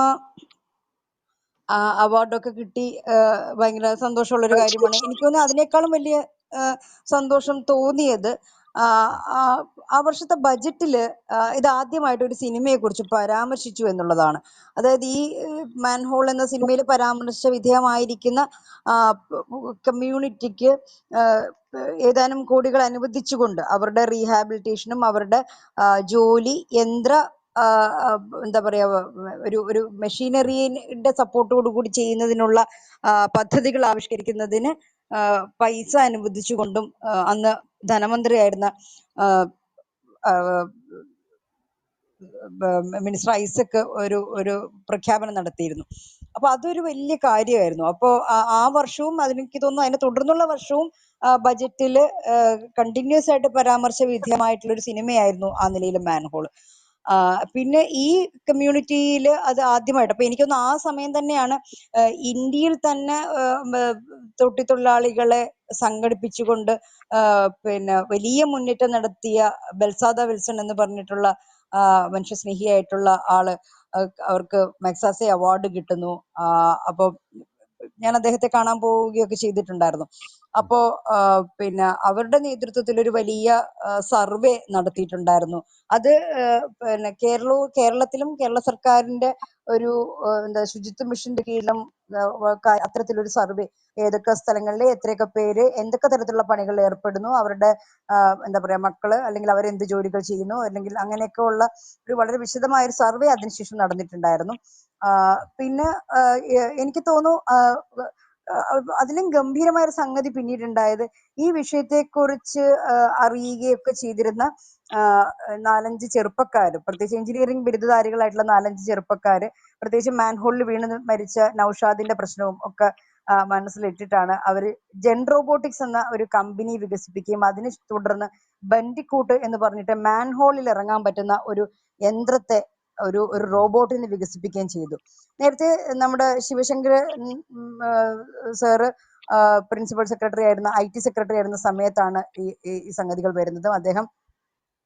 അദ്ദേഹമായിരുന്നു സത്യത്തിൽ പിന്നീട് ഇവർക്ക് ഒരു മെന്ററായി മാറുകയും ഇവരുടെ ഈ പ്രോജക്റ്റിനെ സ്റ്റാർട്ടപ്പ് മിഷന് പരിചയപ്പെടുത്തി കൊടുക്കുകയും ഇവരുടെ ഈ ജെൻ റോബോട്ടിക്സ് സ്റ്റാർട്ടപ്പ് ആയിട്ട് രജിസ്റ്റർ ചെയ്തിട്ട് അവര് കേരളത്തിൽ മാത്രമല്ല കേരളത്തിന് പുറത്തുള്ള മറ്റ് സംസ്ഥാനങ്ങളിൽ നിന്ന് പോലും ഇവർക്ക് ഓർഡറുകൾ കിട്ടുകയും ഇവര് അത്തരത്തിലൊരു എന്താ പറയാ ഏതാണ്ട് ഇപ്പം വരെ എനിക്ക് തോന്നുന്നു ഒരു 1000-ഓടടുപ്പിച്ചുള്ള യന്ത്രങ്ങൾ ഇവര് പിന്നീട് ഉണ്ടാക്കി ഈ ഇതിനകത്ത് ഇറങ്ങുന്നതിന് വേണ്ടിയിട്ട്. അപ്പോ എനിക്കൊന്നും ഒരു സിനിമ ഏതൊക്കെ തരത്തില് എന്താ പറയാ നമ്മളെ ചലിപ്പിക്കുന്നു എന്നുള്ളതിന് ഒരുപക്ഷെ എനിക്ക് തന്നെ ഒരു പാഠപുസ്തകം പോലെ പിന്നീട് നമ്മൾ ഉണ്ടാക്കിയിട്ടുള്ള സിനിമ മാറുകയായിരുന്നു. അപ്പൊ നമ്മൾ സാധാരണ തിയേറ്ററിൽ പോയിട്ട് ഒരു എന്റർടൈൻമെന്റ് എന്ന നിലയിൽ കണ്ടിരുന്ന സിനിമ ഓർമ്മകളാണ് പലപ്പോഴും ഞാൻ അടക്കമുള്ള ആളുകൾക്ക് എപ്പോഴും ഉള്ളത്. അപ്പോ അതിനപ്പുറത്തേക്ക് സിനിമയ്ക്ക് ഏതൊക്കെ അറ്റം വരെ പോകാമെന്നും സിനിമ ചിലപ്പോഴെങ്കിലും എന്തുകൊണ്ട് അങ്ങനെയൊക്കെ ആയിരിക്കണമെന്നും ഒക്കെ ഉള്ള ഒരു ഉദാഹരണമായി പിന്നീട് മാൻഹോൾ മാറി എന്ന് തോന്നുന്നു. അപ്പോ അതാണ് എനിക്കിപ്പോ അതിനെക്കുറിച്ച് പറയാനുള്ളത്. കൂടുതലായിട്ടും കൈകാര്യം ചെയ്യും. വേണമെങ്കിൽ ഒരു ഫോളോ അപ്പ് ചെയ്യാവുന്നതാണ് അല്ലേ ഇതേക്കുറിച്ച് തന്നെ? എന്താ പ്രദീപ് പറഞ്ഞത്? എനിക്ക് മനസ്സിലായില്ല. അല്ല, വേണമെങ്കിൽ ഇതേക്കുറിച്ച് തന്നെ ഒരു ഫോളോ അപ്പ് സ്റ്റോറി ചെയ്യാവുന്നതാണ് അല്ലേ? അല്ല, ഞങ്ങളൊരു ഫോളോ അപ്പ് സിനിമ ആലോചിച്ചുകൊണ്ടിരിക്കുകയാണ് പ്രദീപ്. അത് പറയും. ഓക്കെ, എല്ലാ ആശംസകളും. വിധു കൈകാര്യം ചെയ്യുന്നത് കൂടുതലായിട്ട് ഈ മാർജിനലൈസ് ചെയ്യപ്പെടുന്ന വ്യക്തികളും സംഭവങ്ങളും ഒക്കെയാണല്ലോ. അതായത് അരികുവൽക്കരിക്കപ്പെടുന്ന രീതിയിലുള്ള വിഷയങ്ങളാണ്. അപ്പൊ ഇതിന്റെ ഇമ്പാക്ട് വളരെ പ്രധാനമാണെന്ന് പറഞ്ഞു. അപ്പൊ ഈ ഏറ്റവും കൂടുതൽ നമ്മൾ ചെയ്തിട്ട് ഒരു ഇമ്പാക്ട് കിട്ടിയെന്ന് മാനസികമായിട്ട് ഏറ്റവും സംതൃപ്തി തോന്നിയത്, ഇപ്പൊ ഈ പറഞ്ഞതൊക്കെ അതിൽ പെട്ടത് തന്നെയാണ്, ഒരു റോബോട്ടിനെ വികസിപ്പിക്കുക. പക്ഷെ ഏറ്റവും കൂടുതൽ നമ്മൾ സംതൃപ്തി അനുഭവിച്ച ഒരു വിഷയം ഏതാണ്?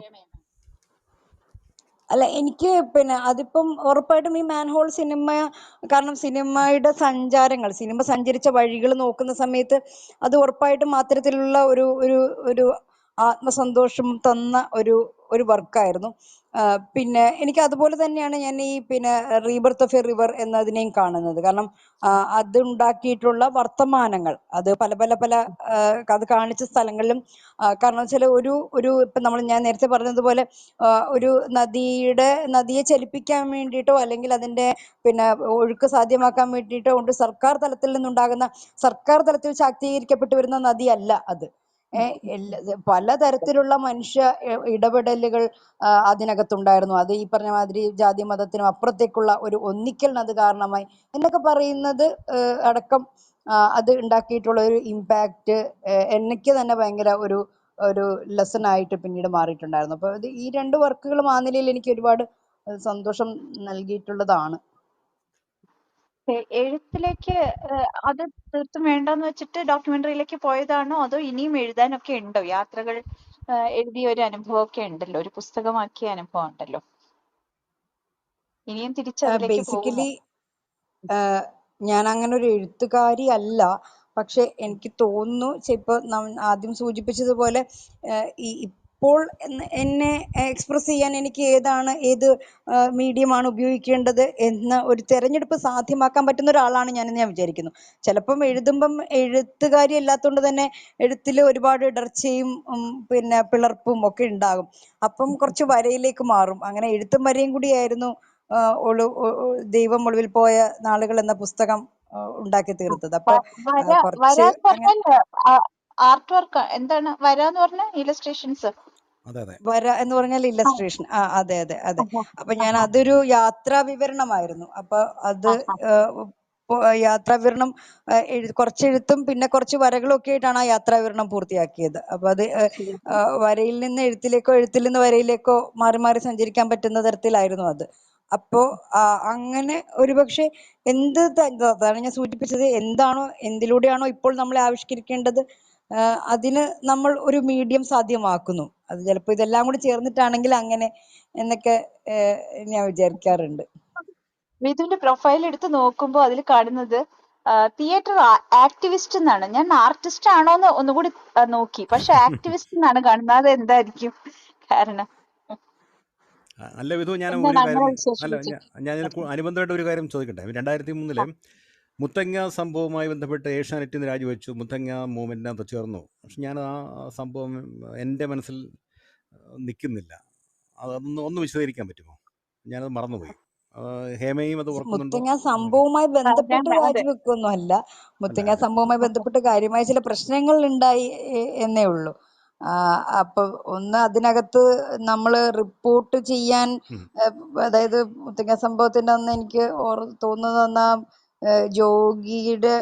ജോഗിക്ക് നേരെ വെടിവെപ്പ് നടന്ന സമയത്ത് കൊച്ചിയിൽ നമ്മൾ കുറച്ച് സുഹൃത്തുക്കൾ, ആക്ടിവിസ്റ്റുകളും പിന്നെ ഈ വിഷയത്തോട് എന്താ പറയാ അനുഭാവം പ്രകടിപ്പിച്ച് നിൽക്കുന്ന കുറച്ച് ആൾക്കാരുമൊക്കെ പിന്നെ ഇക്കാര്യത്തിൽ നമുക്കുള്ള എതിർപ്പ് അറിയിക്കണമെന്ന് വിചാരിച്ച് നമ്മളൊന്ന് വൈകുന്നേരം കൂടാൻ തീരുമാനിച്ചു. അപ്പോൾ എൻ്റെ ഓഫീസിൽ നിന്ന് തന്നെ അത് റിപ്പോർട്ട് ചെയ്യാൻ പോയാൽ മതി, അതിനകത്ത് പങ്കെടുക്കേണ്ടതില്ല എന്ന് പറഞ്ഞു.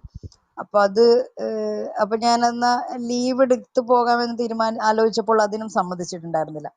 അപ്പൊ ഞാൻ റിപ്പോർട്ട് ചെയ്യാൻ പോവുകയും റിപ്പോർട്ട് ചെയ്യാനെന്ന വ്യാജേന പോവുകയും എന്നിട്ട് അവിടെ നിന്ന് മാറി സമരത്തിൽ പങ്കെടുക്കുകയും അക്കാരണത്താൽ അറസ്റ്റ് ചെയ്യപ്പെടുകയും അക്കാരണത്താൽ നമ്മൾ ഏതാണ്ട് കുറച്ചധികം മണിക്കൂറുകളെ അവര് തടവിൽ വെക്കുകയും പിന്നീട് ജാമ്യത്തിൽ വിട്ടയക്കുകയും പിന്നെ അതിനെ തുടർന്ന് പിന്നീട് ഓഫീസിൽ ഒരു മെമ്മോയ്ക്ക് മറുപടി കൊടുക്കേണ്ടി വരികയും ഒക്കെ ചെയ്ത ഒരു സാഹചര്യം ഉണ്ടായി. അങ്ങനെ പിന്നെ അതൊരു മാല പോലെ കുറച്ച് കാര്യങ്ങളിലേക്ക് അതങ്ങോട്ട് പോയി. അങ്ങനെയാണ് ഞാൻ പിന്നെ പോകാൻ തീരുമാനിക്കുന്നത്. അല്ലാതെ ഡയറക്റ്റ് ആയിട്ട് അതുമായി ബന്ധപ്പെട്ടിട്ട് ഒരു ഇഷ്യൂ അല്ല അത്. ഈ സംഭവം നടക്കുമ്പോൾ അത് അക്കാഡമിയിൽ ഉണ്ടാക്കിയ റിയാക്ഷൻ കൂടി ഞാൻ പറയാം. കാരണം വിധു അക്കാദമിയിലായിരുന്നല്ലോ. അപ്പോ സത്യൻ സാർ ഈ വാർത്ത വായിച്ചിട്ട് ഞാൻ ഈ കുട്ടികളോട് പറയും എപ്പോഴും, അവര് റിപ്പോർട്ട് ചെയ്യാനാ പോണത്, ആക്ടിവിസം കളിക്കാനല്ല എന്ന് പറഞ്ഞ സാറിന്റെ ഒരു പ്രതികരണം എനിക്ക് നല്ല ഓർമ്മയുണ്ട് ഈ സംഭവമായിട്ട് ബന്ധപ്പെട്ട്. കുട്ടികൾ പോയി കഴിഞ്ഞിട്ടുണ്ടെങ്കിൽ അവര് ജേർണലിസ്റ്റുകളാണെന്ന് മറക്കണു, ആക്ടിവിസ്റ്റുകളായിട്ട് മാറുന്നു എന്ന് പറഞ്ഞ ഒരു സംഭവം ഓർക്കാണ്. അപ്പൊ നേരത്തെ ഹേമ അതൊരു ചോദ്യം തന്നെയാണ്, വിധുവിനോട് ചോദിക്കാനുള്ള ചോദ്യം തന്നെയാണ്. കാര്യം ജേർണലിസ്റ്റിന്റെ പ്രൈമറി റോൾ എന്താണ്? അതെ അതെ അതെ അത് ജേർണലിസ്റ്റിന്റെ പ്രൈമറി റോള് മറന്നുകൊണ്ടാണല്ലോ പിന്നീട് നമ്മൾ സിനിമയൊക്കെ പിടിക്കാമെന്ന് തീരുമാനിച്ച് ഈ പണിയിലേക്ക് ഇറങ്ങിയത്.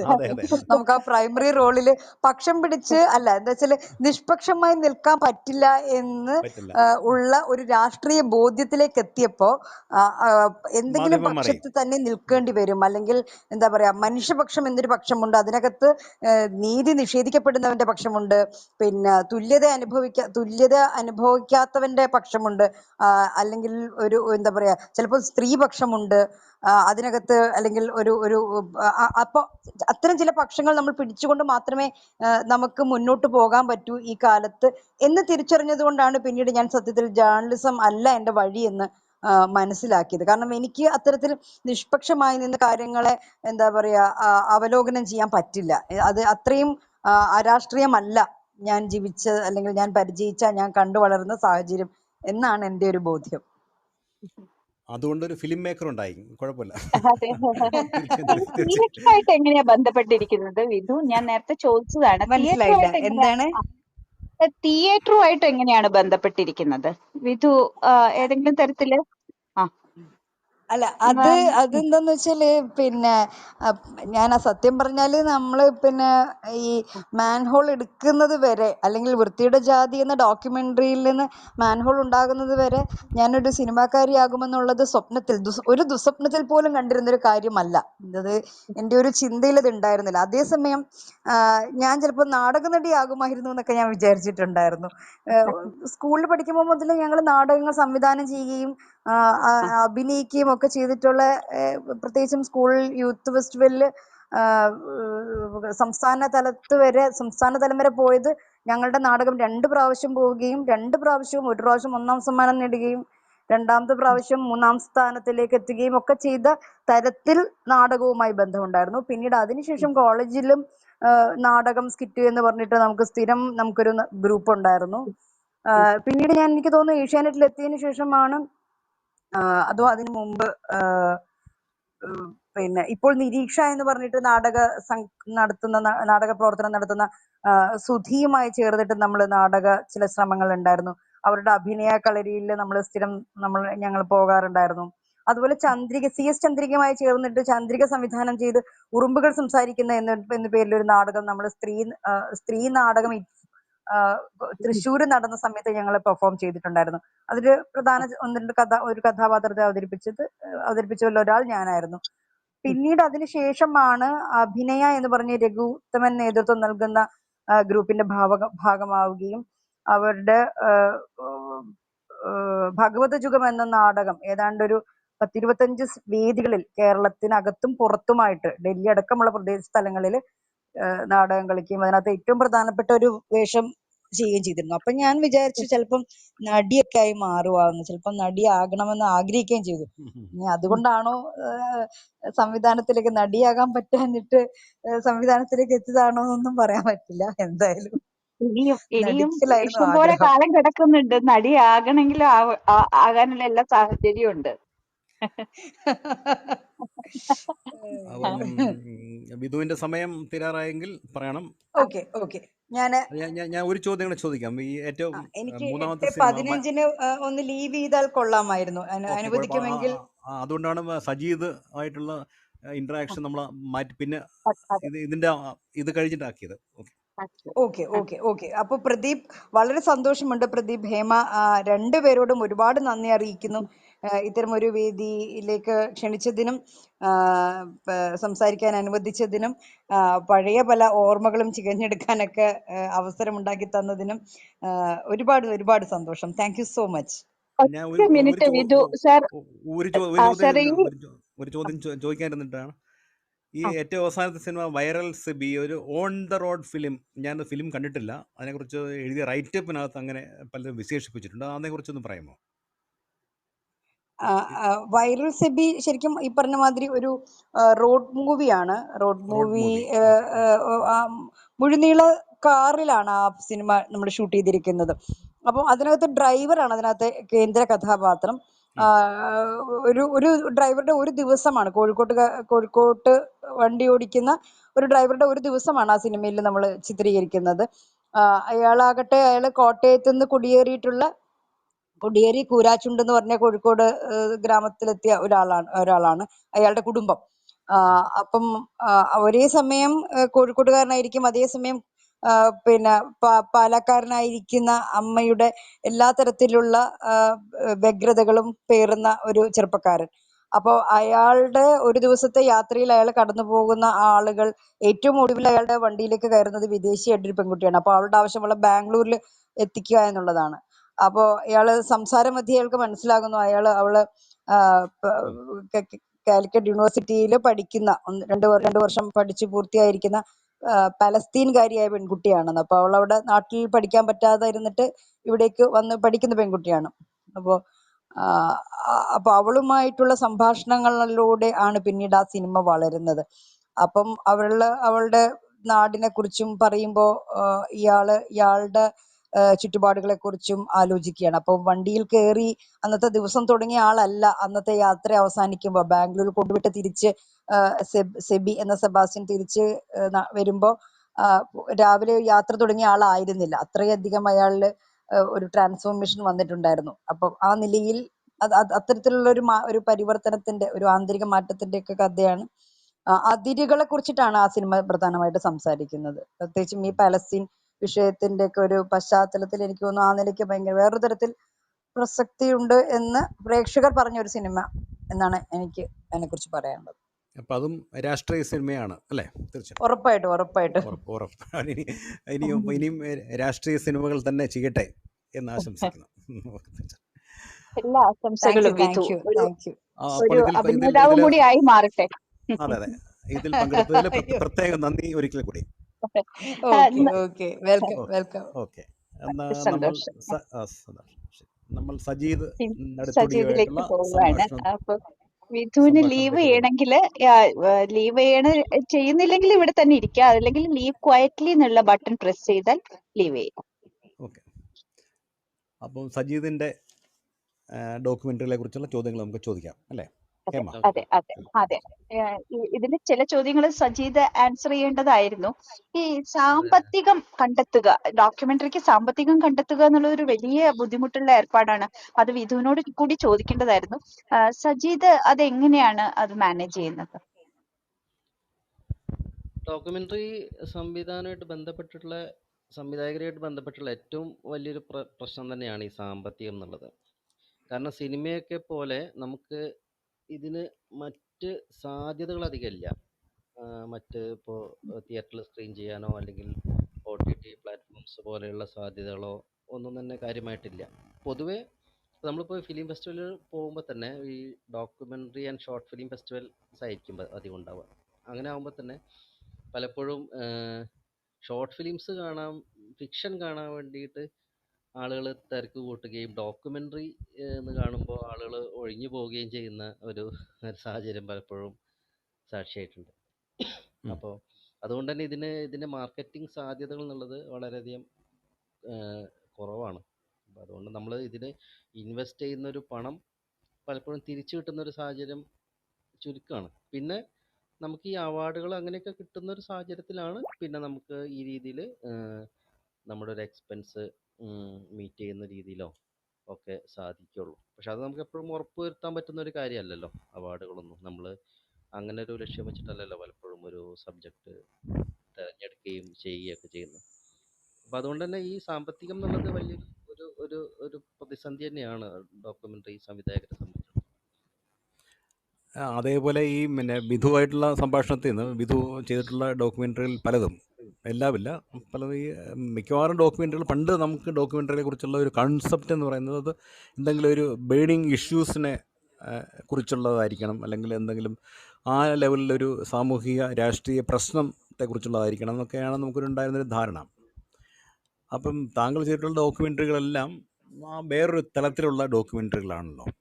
ഇപ്പം ഡോക്യുമെൻ്ററികളെ കുറിച്ചുള്ള അതിനൊരു സത്യം പറഞ്ഞാൽ താങ്കളുടെ ഡോക്യുമെൻ്ററികൾ വലിയൊരു മെസ്സേജ് നൽകുന്നുണ്ട് സമൂഹത്തിന്. ഇഷ്യൂസ് ഒന്നും ചർച്ച ചെയ്യുന്നില്ല എങ്കിൽ പോലും, അല്ലേ? ഞാൻ ഡോക്യുമെൻ്ററികളെ ഞാൻ കാണുന്നത് ഒരുപക്ഷെ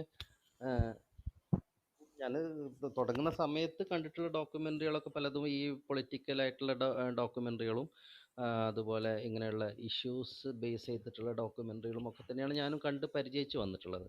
പക്ഷെ പിന്നീട് ഞാൻ പല ഫെസ്റ്റിവൽസിലും പങ്കെടുക്കുകയും അങ്ങനെ പല വിദേശ ഡോക്യുമെൻ്ററികളൊക്കെ കാണാൻ ഇടയാവുകയൊക്കെ ചെയ്യുന്നൊരു സാഹചര്യത്തിലാണ് പിന്നെ കുറെ കൂടെ വിഷയത്തെ പോലെ തന്നെ ഡോക്യുമെൻ്ററി സംസാരിക്കുന്ന വിഷയം പോലെ തന്നെ ഡോക്യുമെൻ്ററിയുടെ ഫോം ഒരു ആർട്ട് ഫോം എന്നുള്ള രീതിയിൽ ഈ ഡോക്യുമെൻ്ററിയുടെ അതിൻ്റെ ഒരു എസ്തെറ്റിക്സ്, അതിൻ്റെ ഒരു ക്രാഫ്റ്റ്, അതുപോലെ അതിൻ്റെ ഒരു ഫോമും അതും കൂടെ ഇമ്പോർട്ടൻ്റ് ആണ് എന്നുള്ള രീതിയിലുള്ളൊരു ഒരു മനസ്സിലാക്കൽ, ഒരു തിരിച്ചറിവുണ്ടാവുന്നത്. അപ്പോൾ എനിക്ക് ഡോക്യുമെൻ്ററികളെ ഒരു കുറെ കൂടെ ഒരു ആർട്ട് ഫോം എന്നുള്ള രീതിയിലാണ് ഞാൻ കുറച്ചും കൂടെ ഡോക്യുമെൻ്ററികളെ കാണുന്നതും സമീപിക്കാൻ ശ്രമിക്കുന്നതും. ആ ഒരു വ്യത്യാസം ഒരു പക്ഷേ എൻ്റെ ഡോക്യുമെൻ്ററി സബ്ജക്റ്റ് സെലക്ഷനിലും അതുപോലെ അതിൻ്റെ ട്രീറ്റ്മെൻറ്റിലും ഒരു പക്ഷേ ഉണ്ടായിട്ടുണ്ടാവും. കാരണം നമ്മൾ ഈ തുടക്കത്തിൽ നമ്മൾ ഡോക്യുമെൻ്ററികൾ ഇപ്പോഴും ആളുകളുടെ ഒരു ഡോക്യുമെൻ്ററി എന്ന് പറയുമ്പോഴുള്ള ആളുകളുടെ പ്രേക്ഷകരുടെ ഒരു കൺസെപ്റ്റ് എന്നുള്ളത് പലപ്പോഴും ഒരു വാർത്തയുടെ ഒരു വികസിത രൂപം എന്ന മട്ടിലാണ്. ഒരു കുറച്ചും കൂടെ ഇൻഡെപ്ത് ആയിട്ടുള്ളൊരു ഒരു വാർത്ത, അല്ലെങ്കിൽ ഒരു ഇൻവെസ്റ്റിഗേറ്റീവ് ആയിട്ടുള്ളൊരു ന്യൂസ് എന്ന മട്ടിലാണ് ഈ ഡോക്യുമെൻ്ററി അതിനോടുള്ളൊരു പൊതുവായിട്ടുള്ളൊരു സമീപനം. ഉം. അപ്പോൾ നമ്മൾ പലപ്പോഴും ഈ ഫീച്ചർ സിനിമ വേഴ്സസ് ഡോക്യുമെൻ്ററി എന്ന് പറയുന്ന പോലെ രണ്ടും എതിർവശത്ത് നിൽക്കുന്ന രണ്ട് കലാരൂപങ്ങളായിട്ട് ആണ് പലപ്പോഴും ഈ അവാർഡ് പരിഗണിക്കുന്ന സ്ഥലങ്ങളിലും അതുപോലെ മറ്റ് പൊതു സ്ഥാപനങ്ങളൊക്കെ ആ രീതി തന്നെയാണ് പലപ്പോഴും അതിനെ പരിഗണിച്ച് വരാറുള്ളത്. ഉം. കഥാ സിനിമകളെന്നും കഥേതര സിനിമകളെന്നൊക്കെ ഉള്ള രീതിയിൽ. പക്ഷേ ഞാൻ എൻ്റെ ഒരു നിരീക്ഷണത്തിൽ, എൻ്റെ ഒരു ആസ്വാദനത്തിൽ എനിക്ക് തോന്നിയിട്ടുള്ള കാര്യം, ഇപ്പോൾ ഈ ഡോക്യുമെൻ്ററികളും ഫിക്ഷനും തമ്മിലുള്ള, ഫീച്ചർ സിനിമയും ഡോക്യുമെൻ്ററികളും തമ്മിലുള്ള ഒരു അതിർവരമ്പ് വളരെ നേർത്ത് വന്നിട്ടുള്ള ഒരു സാഹചര്യമാണ് ഇപ്പോൾ ഉള്ളത്. വളരെയധികം ഒരു ഫിക്ഷൻ്റെ സ്വഭാവത്തിലേക്ക് ഡോക്യുമെൻ്ററികൾ കടന്നു വരികയും, അതൊരു ഫിക്ഷൻ എന്നുള്ള മട്ടിലല്ല, ഒരു ഫിക്ഷൻ സ്വഭാവത്തോടു കൂടി ഡോക്യുമെൻ്ററികൾ ട്രീറ്റ് ചെയ്യുന്ന ഒരു സമീപനം പലപ്പോഴും പല വിദേശ ഡോക്യുമെൻ്ററികളൊക്കെ കാണുമ്പോഴും എനിക്ക് തോന്നിയിട്ടുണ്ട്. അപ്പോൾ ആ ഒരു സമീപനം എന്നെ കുറെ കൂടെ ആകർഷിച്ചിട്ടുണ്ട്. ഇപ്പോൾ ഈ ഡോക്യുമെൻ്ററിയുടെ ഒരു പിതാവ് എന്നൊക്കെ നമ്മൾ പറയാറുള്ള ഗ്രിയേഴ്സൺ പറഞ്ഞിട്ടുണ്ടല്ലോ, യാഥാർത്ഥ്യത്തിൻ്റെ ഒരു കലാപരമായ ആവിഷ്കാരമാണ് ഡോക്യുമെൻ്ററി എന്ന് പറഞ്ഞിട്ടുണ്ടല്ലോ. ആ ഒരു ഉം. കലാപരമായിട്ടുള്ള ഒരു ആവിഷ്കാരത്തിൻ്റെ ഒരു സാധ്യത ഉപയോഗിക്കാവുന്നതാണ് എന്നുള്ള രീതിയിലുള്ളൊരു തോന്നൽ ഒരു ഡോക്യുമെൻ്ററി സംവിധായകൻ എന്നുള്ള രീതിയിൽ എനിക്ക് ഉണ്ടായിട്ടുണ്ട്. അപ്പോൾ അതെൻ്റെ വർക്കിനെ സ്വാധീനിച്ചിട്ടുണ്ട്, ആ ഒരു സമീപനം. തീർച്ചയായും ഞാൻ ഈ out of shadows, bamboo ballots ഒക്കെ വളരെ എസ്തെറ്റിക്കലി വളരെ പെർഫെക്റ്റ് ആയിട്ടുള്ള ഡോക്യുമെൻ്ററിയിൽ പെട്ടത് ആണ് എന്ന് വേണമെങ്കിൽ പറയാം. തീർച്ചയായിട്ടും. Okay, thank you. Hello. Hello. ഇനി പിന്നെ ഏറ്റവും അവസാനത്തെ ഡോക്യുമെൻ്ററിയെ കുറിച്ച് താങ്കൾ പറയുകയുണ്ടായി. അത് പിന്നെ പബ്ലിക് ഡൊമൈനിൽ യൂട്യൂബിൽ ലഭ്യമായിട്ടുണ്ടോ? ഇല്ല, പബ്ലിക് ഡൊമൈനിൽ വന്നിട്ടില്ല. കാരണം ഒന്ന് നമ്മുടെ ഞാൻ സ്വന്തമായിട്ട് ഇൻഡിപെൻഡൻ്റ് ആയിട്ട് ചെയ്യുന്ന ഡോക്യുമെൻ്ററികളല്ല അത്. അതുകൊണ്ട് തന്നെ അതിൻ്റെ ഒരു അപ്ലോഡിംഗ് ഒക്കെ ആയിട്ട് ബന്ധപ്പെട്ടിട്ടുള്ള ഒരു പബ്ലിക് ഡൊമൈനിൽ വരുന്നത് അവരുടെ ഒരു പെർമിഷനും കൂടെ വന്നതിന് ശേഷമാണ് അത്തരം ഒരു രീതിയിൽ സാധ്യമാവുള്ളൂ. അപ്പോൾ അതുകൊണ്ട് ആ രീതിയിൽ അത് വന്നിട്ടില്ല. അതിലെ മിക്കവാറും ഈ മലപ്പുറത്തെ സ്കൂളുകളിൽ കേന്ദ്രീകരിച്ച് ചെയ്തിട്ടുള്ള കുറേ ഡോക്യുമെൻ്ററികളുണ്ടല്ലോ, ഈ bamboo ballets, diary on blindness ഒക്കെ. അത് ഇവർ ചിത്രീകരിച്ച സ്കൂളുകളിൽ ഇത് കാണിച്ചിട്ടുണ്ടോ? ഞാൻ ഈ എല്ലാ ഡോക്യുമെൻ്ററികളും ഞാൻ അവരെ ബന്ധപ്പെട്ടവരെ ഞാൻ ഈ ഡോക്യുമെൻ്ററികൾ ആണ് ഞാൻ ആദ്യം കാണിക്കാറുള്ളത്, ഞാൻ ചെയ്ത് കഴിഞ്ഞതിന് ശേഷം. അപ്പോൾ അത് എനിക്ക് എപ്പോഴും ഉണ്ടായിട്ടുള്ളൊരു അനുഭവം എന്നുള്ളത്, നമ്മൾ ചെയ്ത് കഴിഞ്ഞതിന് ശേഷം ഈ ഡോക്യുമെൻ്റ് കാണിക്കുമ്പോൾ അവർ ഭയങ്കര എക്സൈറ്റഡ് ആവുന്നൊരു അവസ്ഥ ഞാൻ പലപ്പോഴും കണ്ടിട്ടുണ്ട്. കാരണം അതിപ്പോൾ ഞാൻ വളരെ തുടക്കത്തിൽ ഞാൻ ചെയ്ത garden of herbs and dreams എന്നുള്ള ഡോക്യുമെൻ്ററി ചെയ്യുമ്പോൾ മറ്റേ തോരപ്പ മുസ്തഫയെ കുറിച്ചുള്ള ഡോക്യുമെൻ്ററി ചെയ്ത് അദ്ദേഹത്തെ കാണിച്ചപ്പോഴും പുള്ളി ഭയങ്കര സന്തോഷത്തിലായി. പുള്ളി പറഞ്ഞു, എന്നെക്കുറിച്ച് ഇങ്ങനെ പല ചാനലുകളും പലരും ഇങ്ങനെ പലതും ചെയ്തിട്ടുണ്ട്, ഡോക്യുമെൻ്ററികളും പിന്നെ അതുപോലെ പല പ്രോഗ്രാംസ് ചെയ്തിട്ടുണ്ട്, പക്ഷേ ഇതെനിക്ക് ഭയങ്കര ഇഷ്ടമായി, ഇത്രയും രസകരമായിട്ട് ചെയ്തൊരു വർക്ക് ഇതാണ്, ഇതെനിക്ക് ഭയങ്കര പ്രിയപ്പെട്ടതാണെന്നുള്ള മട്ടിൽ പിന്നുള്ളൊരു അവരുടെ ഒരു അപ്രിസിയേഷൻ പറയുണ്ടായി. അതിപ്പോൾ ഈ ബാംബു ബാലറ്റ്സ് ചെയ്തപ്പോഴും അതുപോലെ ഈ ഡയറി ഓൺ ബ്ലൈൻഡ്നെസ് ചെയ്തപ്പോഴൊക്കെ അതൊക്കെ അവർക്ക് ഭയങ്കര സന്തോഷമായി ആ വർക്ക് കാണുമ്പോൾ. അവരൊക്കെ വളരെ സന്തോഷം രേഖപ്പെടുത്തി. ഞാൻ അവരെ കാണിക്കാറുണ്ട്, കാരണം അത് അവരെക്കുറിച്ചുള്ളൊരു ഡോക്യുമെൻ്ററി, അവരെക്കുറിച്ചുള്ളൊരു വർക്കാണല്ലോ. അപ്പോൾ എന്തായാലും അവരത് കാണേണ്ടതും അവരുടെ അഭിപ്രായങ്ങൾ അറിയേണ്ടതും എൻ്റെ ഒരു ആവശ്യം കൂടിയാണ്.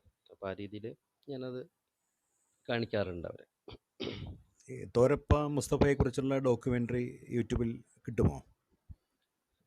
അത് നേരത്തെ ഉണ്ടായിരുന്നു, ഇപ്പോൾ ഇല്ല തോന്നുന്നു. ഞാനത് അപ്ലോഡ് ചെയ്യാനുള്ളൊരു സാധ്യതയെക്കുറിച്ചൊന്ന് അതൊന്ന് ലഭ്യമാകുന്ന എങ്കിൽ നമ്മൾ തീർച്ചയായിട്ടും ഇപ്പോൾ ഇതിൻ്റെ ഈ പരമ്പരയുടെ പശ്ചാത്തലത്തിൽ അത് കാണാൻ താല്പര്യമുള്ള ആൾക്കാർക്ക് തീർച്ചയായിട്ടും കാണാൻ പറ്റുമല്ലോ.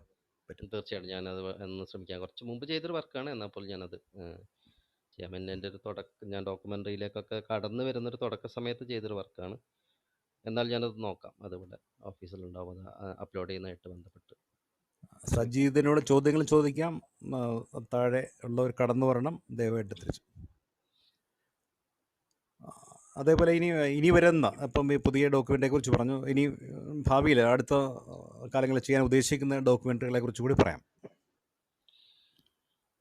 ഞാൻ ഡോക്യുമെൻ്ററികൾ ഇപ്പോൾ ഞാൻ ഇതുവരെ ചെയ്തിട്ടുള്ള എല്ലാ വർക്കുകളും ഞാൻ ഇവിടെ സ്വന്തമായിട്ട് ഇൻഡിപെൻഡൻ്റ് എന്നുള്ള രീതിയിൽ ചെയ്തതല്ല. അതിൻ്റേതായ കുറേ ലിമിറ്റേഷൻസും അതിനുണ്ട്. കാരണം നമ്മൾ ഒരു സ്ഥാപനത്തിൻ്റെ ഭാഗമായിട്ട് നിൽക്കുമ്പോൾ ചെയ്യുന്ന അപ്പോൾ ചില സബ്ജക്ട്സുകളെ കുറിച്ച് ചോദിച്ചല്ലോ. അപ്പോൾ അങ്ങനെയുള്ള ചില പരിമിതികളുണ്ട്. പലപ്പോഴും നമ്മൾ ഇവിടെ ചെയ്യുമ്പോൾ നമുക്ക് പലപ്പോഴും പലരെയും വിമർശിക്കാൻ പറ്റാത്ത പ്രശ്നങ്ങൾ വരും. അങ്ങനെയൊക്കെയുള്ള ചില വിഷയങ്ങൾ നമുക്ക് കൈകാര്യം ചെയ്യാൻ പറ്റാത്ത ചില സാഹചര്യങ്ങൾ വരും. അങ്ങനെയുള്ളൊരു ഒരു ഒരു ഒരു സെൻസറി എന്നുള്ള രീതിയിലുള്ളൊരു സംഗതി പലപ്പോഴും വരുന്നുണ്ട്.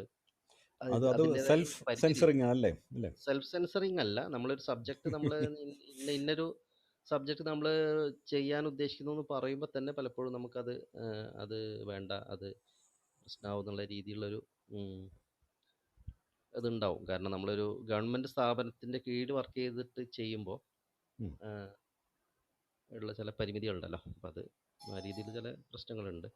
അപ്പോൾ ഒരുപക്ഷെ ഞാൻ കുറച്ചും കൂടെ സ്വതന്ത്രമായിട്ടുള്ള ചില വർക്കുകളും കൂടെ ചെയ്യണം എന്നുള്ള ഒരു ആഗ്രഹമുണ്ട്.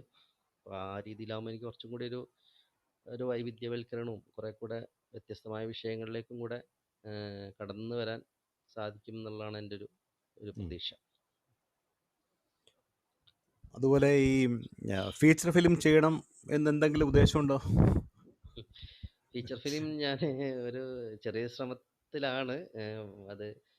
അതിൻ്റെ പിന്നെ ബജറ്റായിട്ടൊക്കെ ബന്ധപ്പെട്ടിട്ടുള്ള കുറച്ച് കാര്യങ്ങളിൽ തീരുമാനമാവാത്തത് കൊണ്ടാണ് ഇങ്ങനെ നിൽക്കുന്നത്. ഞാനൊരു സബ്ജക്റ്റ് ഒരു ടീം സബ്ജക്റ്റ് താല്പര്യമാവുകയും അവരങ്ങനെ ചെയ്യാമെന്നൊക്കെ പറയുകയൊക്കെ ചെയ്തിട്ടുണ്ടായിരുന്നു. അതിൻ്റെ ബേസിൽ ഞാൻ സ്ക്രിപ്റ്റും തയ്യാറാക്കിയിട്ടുണ്ടായിരുന്നു.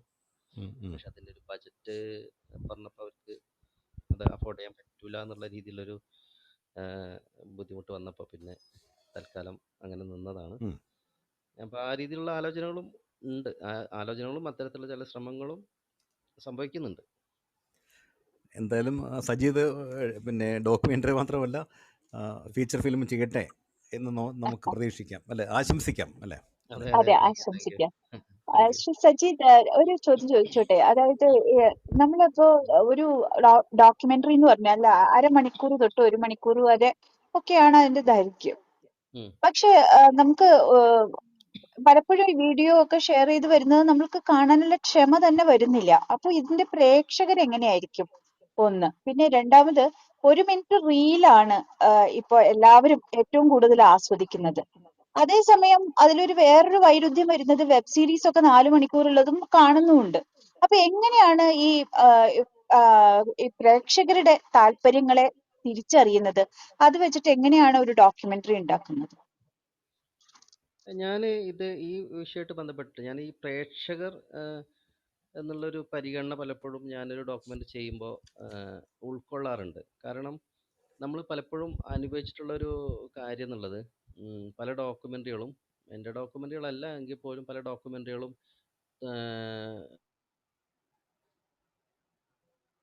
പൂർത്തിയാക്കാതെ തന്നെ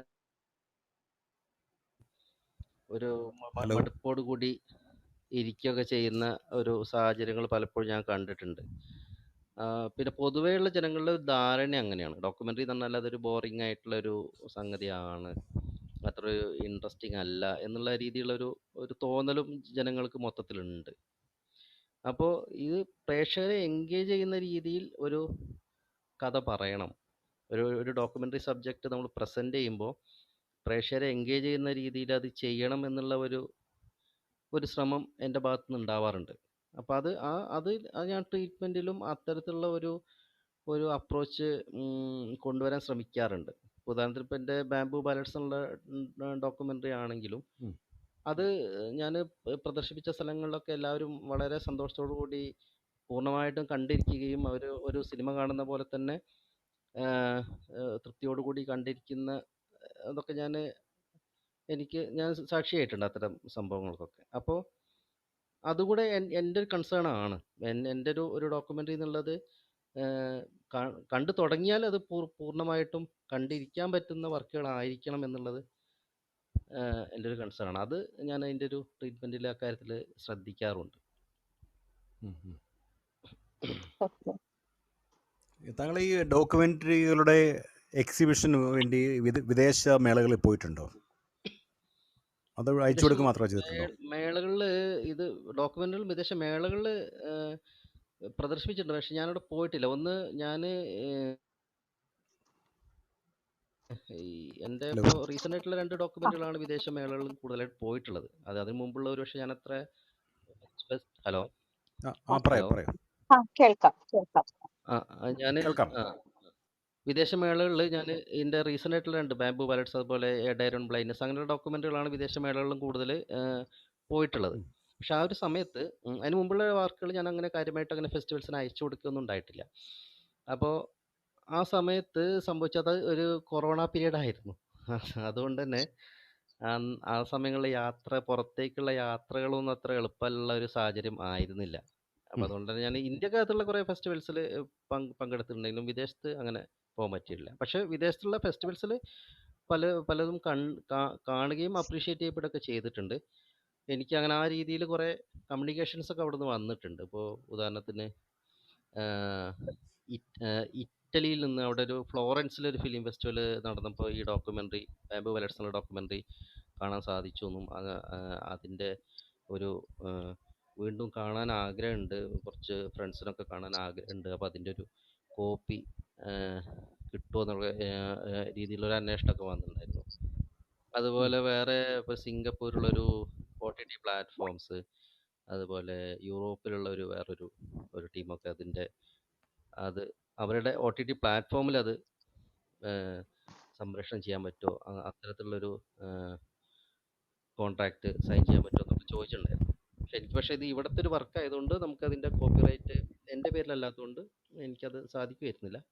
പക്ഷെ അങ്ങനെ വിദേശങ്ങളിൽ നിന്നൊക്കെ കുറേ എൻക്വയറീസ് അതുമായിട്ട് ബന്ധപ്പെട്ട് വന്നിട്ടുണ്ട്. അവർ അവിടുത്തെ ഫെസ്റ്റിവൽസിലൊക്കെ കാണുകയും അങ്ങനെ അത് അപ്രീഷിയേറ്റ് ചെയ്യപ്പെടുകയും ആ രീതിയിൽ അവർ അതങ്ങനെ ചോദിക്കുകയോ ചെയ്തിട്ടുണ്ടായിരുന്നു. അതുപോലെ ഇപ്പോൾ റീസെൻ്റായിട്ട് ആസാമിൽ ഒരു സംഘടന, ഒരു NGO അവർ അവിടുത്തെ സ്കൂളുകളിലും അതുപോലെ പോലീസുകാർക്ക് അവിടുത്തെ പല പോലീസ് സ്റ്റേഷനിലൊക്കെ ഇത് കാണിക്കണം എന്ന് പറഞ്ഞിട്ട് ഒരു പെർമിഷൻ ചോദിച്ചിട്ടുണ്ടായിരുന്നു, ഈ ബാംബു വാലറ്റ്സ് ഉള്ള ഡോക്യുമെൻ്ററി. അപ്പോൾ ആ രീതിയിൽ ഞാനതിൻ്റെ പെർമിഷൻ നമ്മൾ ഇവിടുന്ന് കൊടുത്തിട്ടുണ്ടായിരുന്നു. അങ്ങനെ പല സ്ഥലങ്ങളിൽ നിന്നുള്ള അപ്രീസിയേഷനും എൻക്വയറീസൊക്കെ അതുമായിട്ട് വന്നിട്ടുണ്ട്. അല്ല, എനിക്കൊന്ന് ഈ കോവിഡ് കാലത്താണെന്ന് തോന്നുന്നു സംസ്ഥാന സർക്കാരിൻ്റെ വിദ്യാഭ്യാസ ചാനലിൽ കുറച്ച് ഡോക്യുമെൻ്ററികൾ കാണിച്ചിരുന്നല്ലോ. താങ്കളുടെ ഡോക്യുമെൻ്ററികൾ വിക്ടേഴ്സ് ചാനലിലെ ഡോക്യുമെൻ്ററികൾ വന്നിട്ടുണ്ടോ? ചാനലിൽ നമുക്ക് കൊടുത്തിട്ടുണ്ടായിരുന്നു, ഈ ഡോക്യുമെൻ്ററി സംപ്രേഷണം ചെയ്യാൻ വേണ്ടി കൊടുത്തിട്ടുണ്ടായിരുന്നു. പക്ഷേ നമുക്ക് എപ്പോഴും ഇതിങ്ങനെയൊക്കെ പറയുമ്പോൾ പോലും ഈ ഡോക്യുമെൻ്ററികൾ പ്രദർശിപ്പിക്കാനുള്ള വേദികൾ എന്നുള്ളത് നമുക്ക് വളരെ പരിമിതം തന്നെയാണ്. പലപ്പോഴും വളരെ കുറച്ച് മാത്രമേ അത്തരം അവസരങ്ങൾ കിട്ടുന്നുള്ളൂ. പലപ്പോഴും നമുക്കിത് കാണിക്കാനുള്ള സാഹചര്യങ്ങൾ വളരെ കുറവായിട്ട് തന്നെയാണ് എപ്പോഴും കിട്ടുന്നത്. അത് ഇപ്പോൾ ഞാൻ മാത്രമല്ല, എന്നെപ്പോലുള്ള മറ്റ് ഡോക്യുമെൻ്ററി സംവിധായകരൊക്കെ നേരിടുന്ന ഒരു പ്രശ്നം തന്നെയായിരിക്കും. പിന്നെ മാത്രമല്ല, ഇപ്പോൾ ഈ ഡോക്യുമെൻ്ററികൾ ഇപ്പോൾ വിധു വിൻസെൻ്റ് നേരത്തെ സംസാരിച്ചപ്പോഴും വിധുവിൻ്റെ പല ഡോക്യുമെൻ്ററികളും ഞാൻ കണ്ടിട്ടില്ല. ഒരു പക്ഷേ എൻ്റെ ഡോക്യുമെൻ്ററികളും വിധു ചിലപ്പോൾ കണ്ടിട്ടില്ല. അപ്പോൾ അങ്ങനെയുള്ളൊരു പ്രശ്നം ഇപ്പം എൻ്റെ ഫ്രണ്ട്സായിട്ടുള്ള പല ആളുകളും ചെയ്ത വർക്കുകൾ പോലും എനിക്ക് കാണാൻ പറ്റിയിട്ടുണ്ടാവില്ല.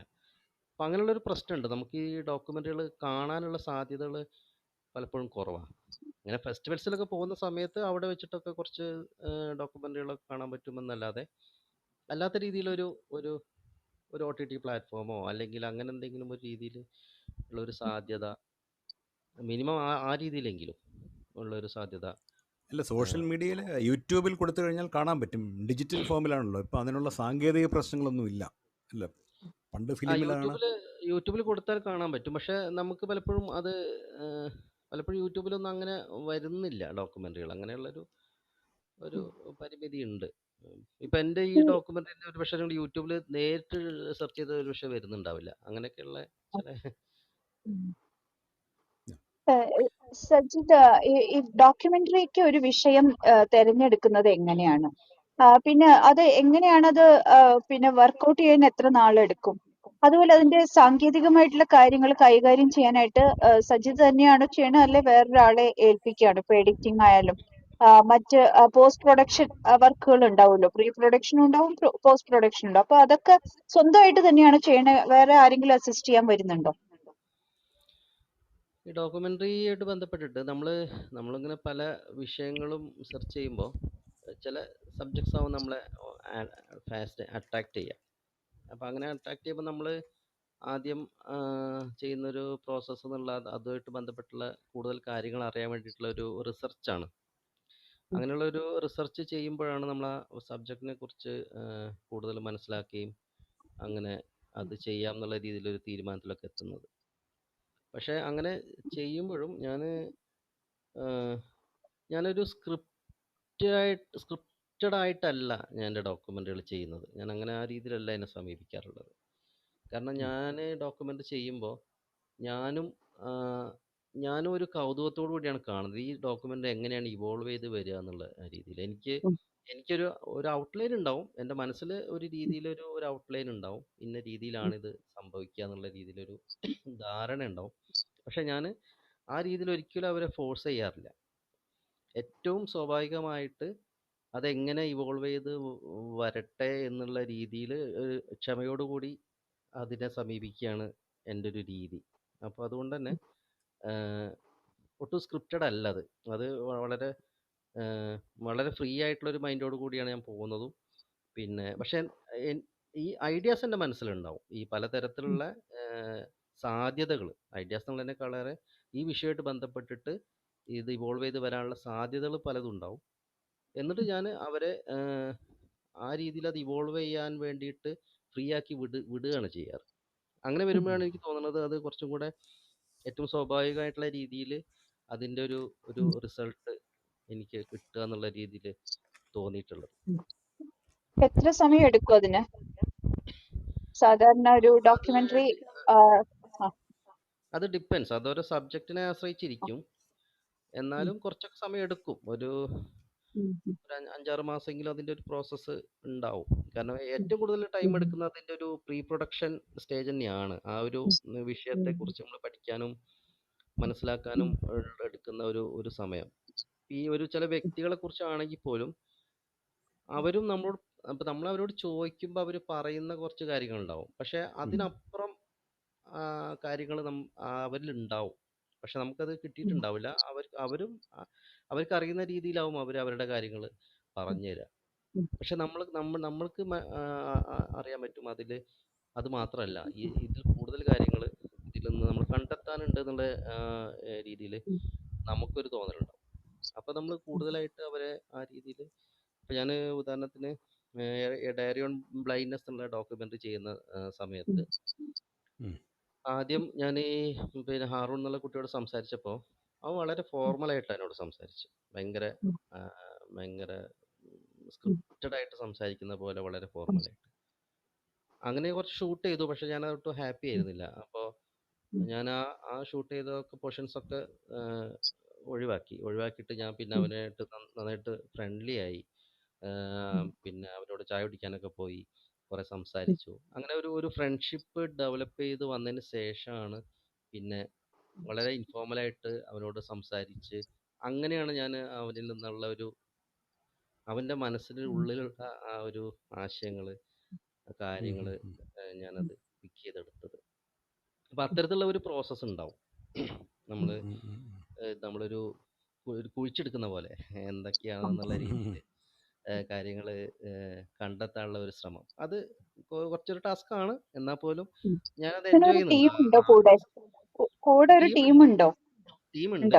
എത്ര പേരുണ്ടാവും നിങ്ങളുടെ സഹായത്തിന്? എത്ര പേരുണ്ടാവും? ചെറിയ ടീമാണ് ഞങ്ങളത്. അപ്പോൾ ക്യാമറ ചെയ്യാനുള്ള ഒരു 1-2 പേരുണ്ടാവും. പിന്നെ അതുപോലെ സൗണ്ട് ചെയ്യാനുള്ള ആ, ആൾ ഒരാളൊക്കെ ഉണ്ടാവും. ആ, പിന്നെ ആ.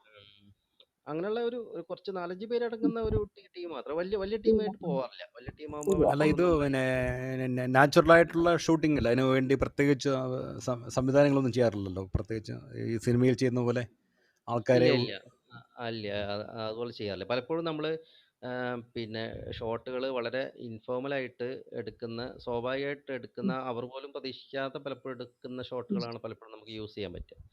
ഏറ്റവും സ്വാഭാവികമായിട്ട് വരുന്ന ചില ഷോട്ടുകൾ. അപ്പോൾ അതുകൊണ്ട് തന്നെ ടീമിൻ്റെ വലിപ്പവും അതുകൊണ്ട് തന്നെ കുറക്കുന്നതും. കാരണം കൂടുതൽ ആളുകളും ഇത് വലിയൊരു സംവിധാനമായിട്ട് വരുമ്പോൾ അവർ അതിനനുസരിച്ച് ഒരു ഒരു ഒരു ഒരു തയ്യാറെടുപ്പ് നടത്തും. ഇതൊരു ഡോക്യുമെൻ്ററിയാണ്, ഇത് ഷൂട്ട് ചെയ്യാൻ പോവാണ്, ഇപ്പോൾ അതുകൊണ്ട് ഞാനും ഇങ്ങനെ ആവണം എന്നുള്ള രീതിയിൽ. ഇപ്പോൾ ചെറിയൊരു എക്സാമ്പിൾ പറയുകയാണെങ്കിൽ, നമ്മളിപ്പോൾ ഒരു ഒരു ട്രൈബൽ കമ്മ്യൂണിറ്റി ഉള്ള ഒരാളുമായിട്ട് സംസാരിക്കുമ്പോൾ, നമ്മളോട് സംസാരിക്കുമ്പോൾ, ക്യാമറക്ക് മുന്നിൽ സംസാരിക്കുമ്പോൾ അവർ ഒരു അച്ചടി ഭാഷയിലേക്കൊക്കെ വന്നിട്ട് സംസാരിക്കും. അപ്പോൾ അത് നമുക്ക് പറ്റൂല. കാരണം ഞാൻ എപ്പോഴും പ്രതീക്ഷിക്കുന്ന അവർ വളരെ സ്വാഭാവികമായിട്ട് അവരുടെ വീട്ടിലും നാട്ടിലും ഫ്രണ്ട്സിനോടൊക്കെ സംസാരിക്കുന്നത് എന്താണോ അതന്നെയാണ് എനിക്ക് ക്യാമറയിലും കിട്ടേണ്ടത്. അപ്പോൾ ആ ഒരു രീതിയിലേക്ക് അവരെ ക്യാമറയ്ക്ക് മുന്നിൽ അവർ എത്രത്തോളം കംഫർട്ടബിൾ ആവുന്നോ, എത്രത്തോളം സ്വാഭാവികമാവുന്നോ, ആ ഒരു സമയം വരെ വെയിറ്റ് ചെയ്യാൻ ഞാൻ തയ്യാറാണ്. അങ്ങനെ ഇത് ഒരു അവസരം വരുമ്പോഴാണ് ഷൂട്ട് ചെയ്യുന്നത്. ഇതൊരു ഫുൾ ടൈം ജോബ് അല്ലല്ലോ, ആണോ? ഇന്ത്യൻ അല്ല അല്ല എക്സ്പ്രസിലെ സബ് എഡിറ്റർ ആയിരുന്നു, ആ ജോലി വിട്ടിട്ടാണ് ഇത് ചെയ്യുന്നത്. ഇതല്ലാതെ വേറെ എന്തെങ്കിലും ജീവിത മാർഗങ്ങളുണ്ട്? കാരണം ഇത് അത്ര റെമ്യൂണറേറ്റീവ് അല്ല, നമുക്ക് ജീവിക്കാൻ ഇതുകൊണ്ട് പറ്റില്ലല്ലോ. അല്ല, അല്ല, ഞാൻ അദ്ദേഹം ജോലി ചെയ്യുന്നുണ്ട്. കാലിക്കറ്റ് യൂണിവേഴ്സിറ്റിയിൽ ആ, ജോലിയുണ്ടല്ലോ.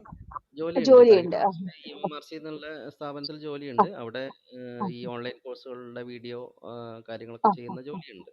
അതുണ്ട്. ആ, അപ്പോൾ ആ, അതുകൊണ്ട് ആ, വരുമാനമുണ്ട് എനിക്ക്. ആ, ആ, ആ. അല്ല, ഇത് ഒരു ഫുൾ ടൈം ആയിട്ട് എടുക്കാൻ പറ്റില്ലാത്തൊരു അവസ്ഥയാണല്ലോ ഉള്ളത്. അല്ല, ഒട്ടുമല്ല. ഉം, ഫുൾ ടൈം ആയിട്ട് അല്ല. എടുക്കാൻ പറ്റുന്ന ഒരു കാര്യമല്ല. ഉം. അത് അല്ല, ഒരു 30 മിനിറ്റുള്ള സാധാരണ ഡോക്യുമെൻ്ററിക്ക് എത്ര നിർമ്മാണ ചിലവാകും ഇപ്പം?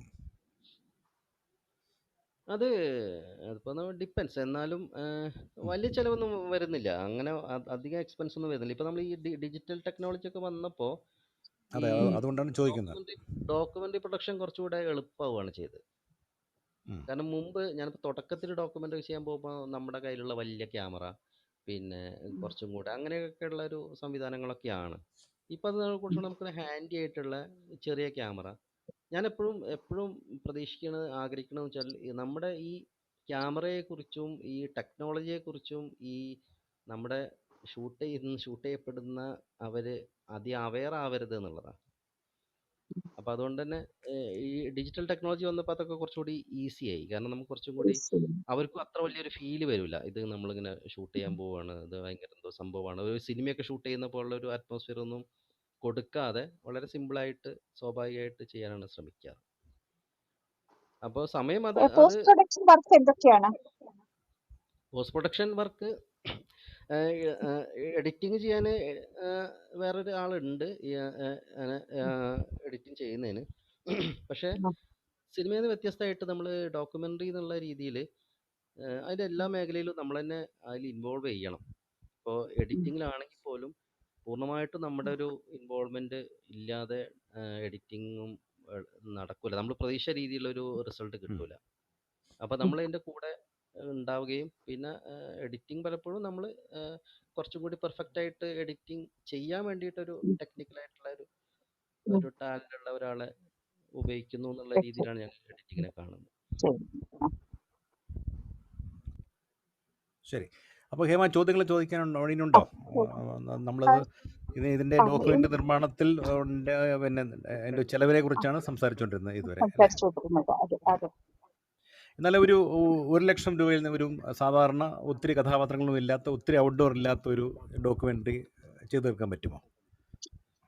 സാധിക്കും. ഇപ്പോൾ ഒരു 1,00,000 താഴെയൊക്കെ തന്നെ ഡോക്യുമെൻ്ററി ചെയ്യാനുള്ള ചിലവ് വരുള്ളൂ. നമ്മുടെ ഒരു ചെറിയ സബ്ജക്റ്റ്, ഇപ്പോൾ ഞാനിപ്പോൾ ചെയ്ത ഈ ബാംബു ബാലൻസുള്ള ഡോക്യുമെൻ്ററി ഒക്കെ 1,00,000 താഴെയുള്ള എക്സ്പെൻസ് ഒക്കെ തന്നെ ഉണ്ടാവുള്ളൂ.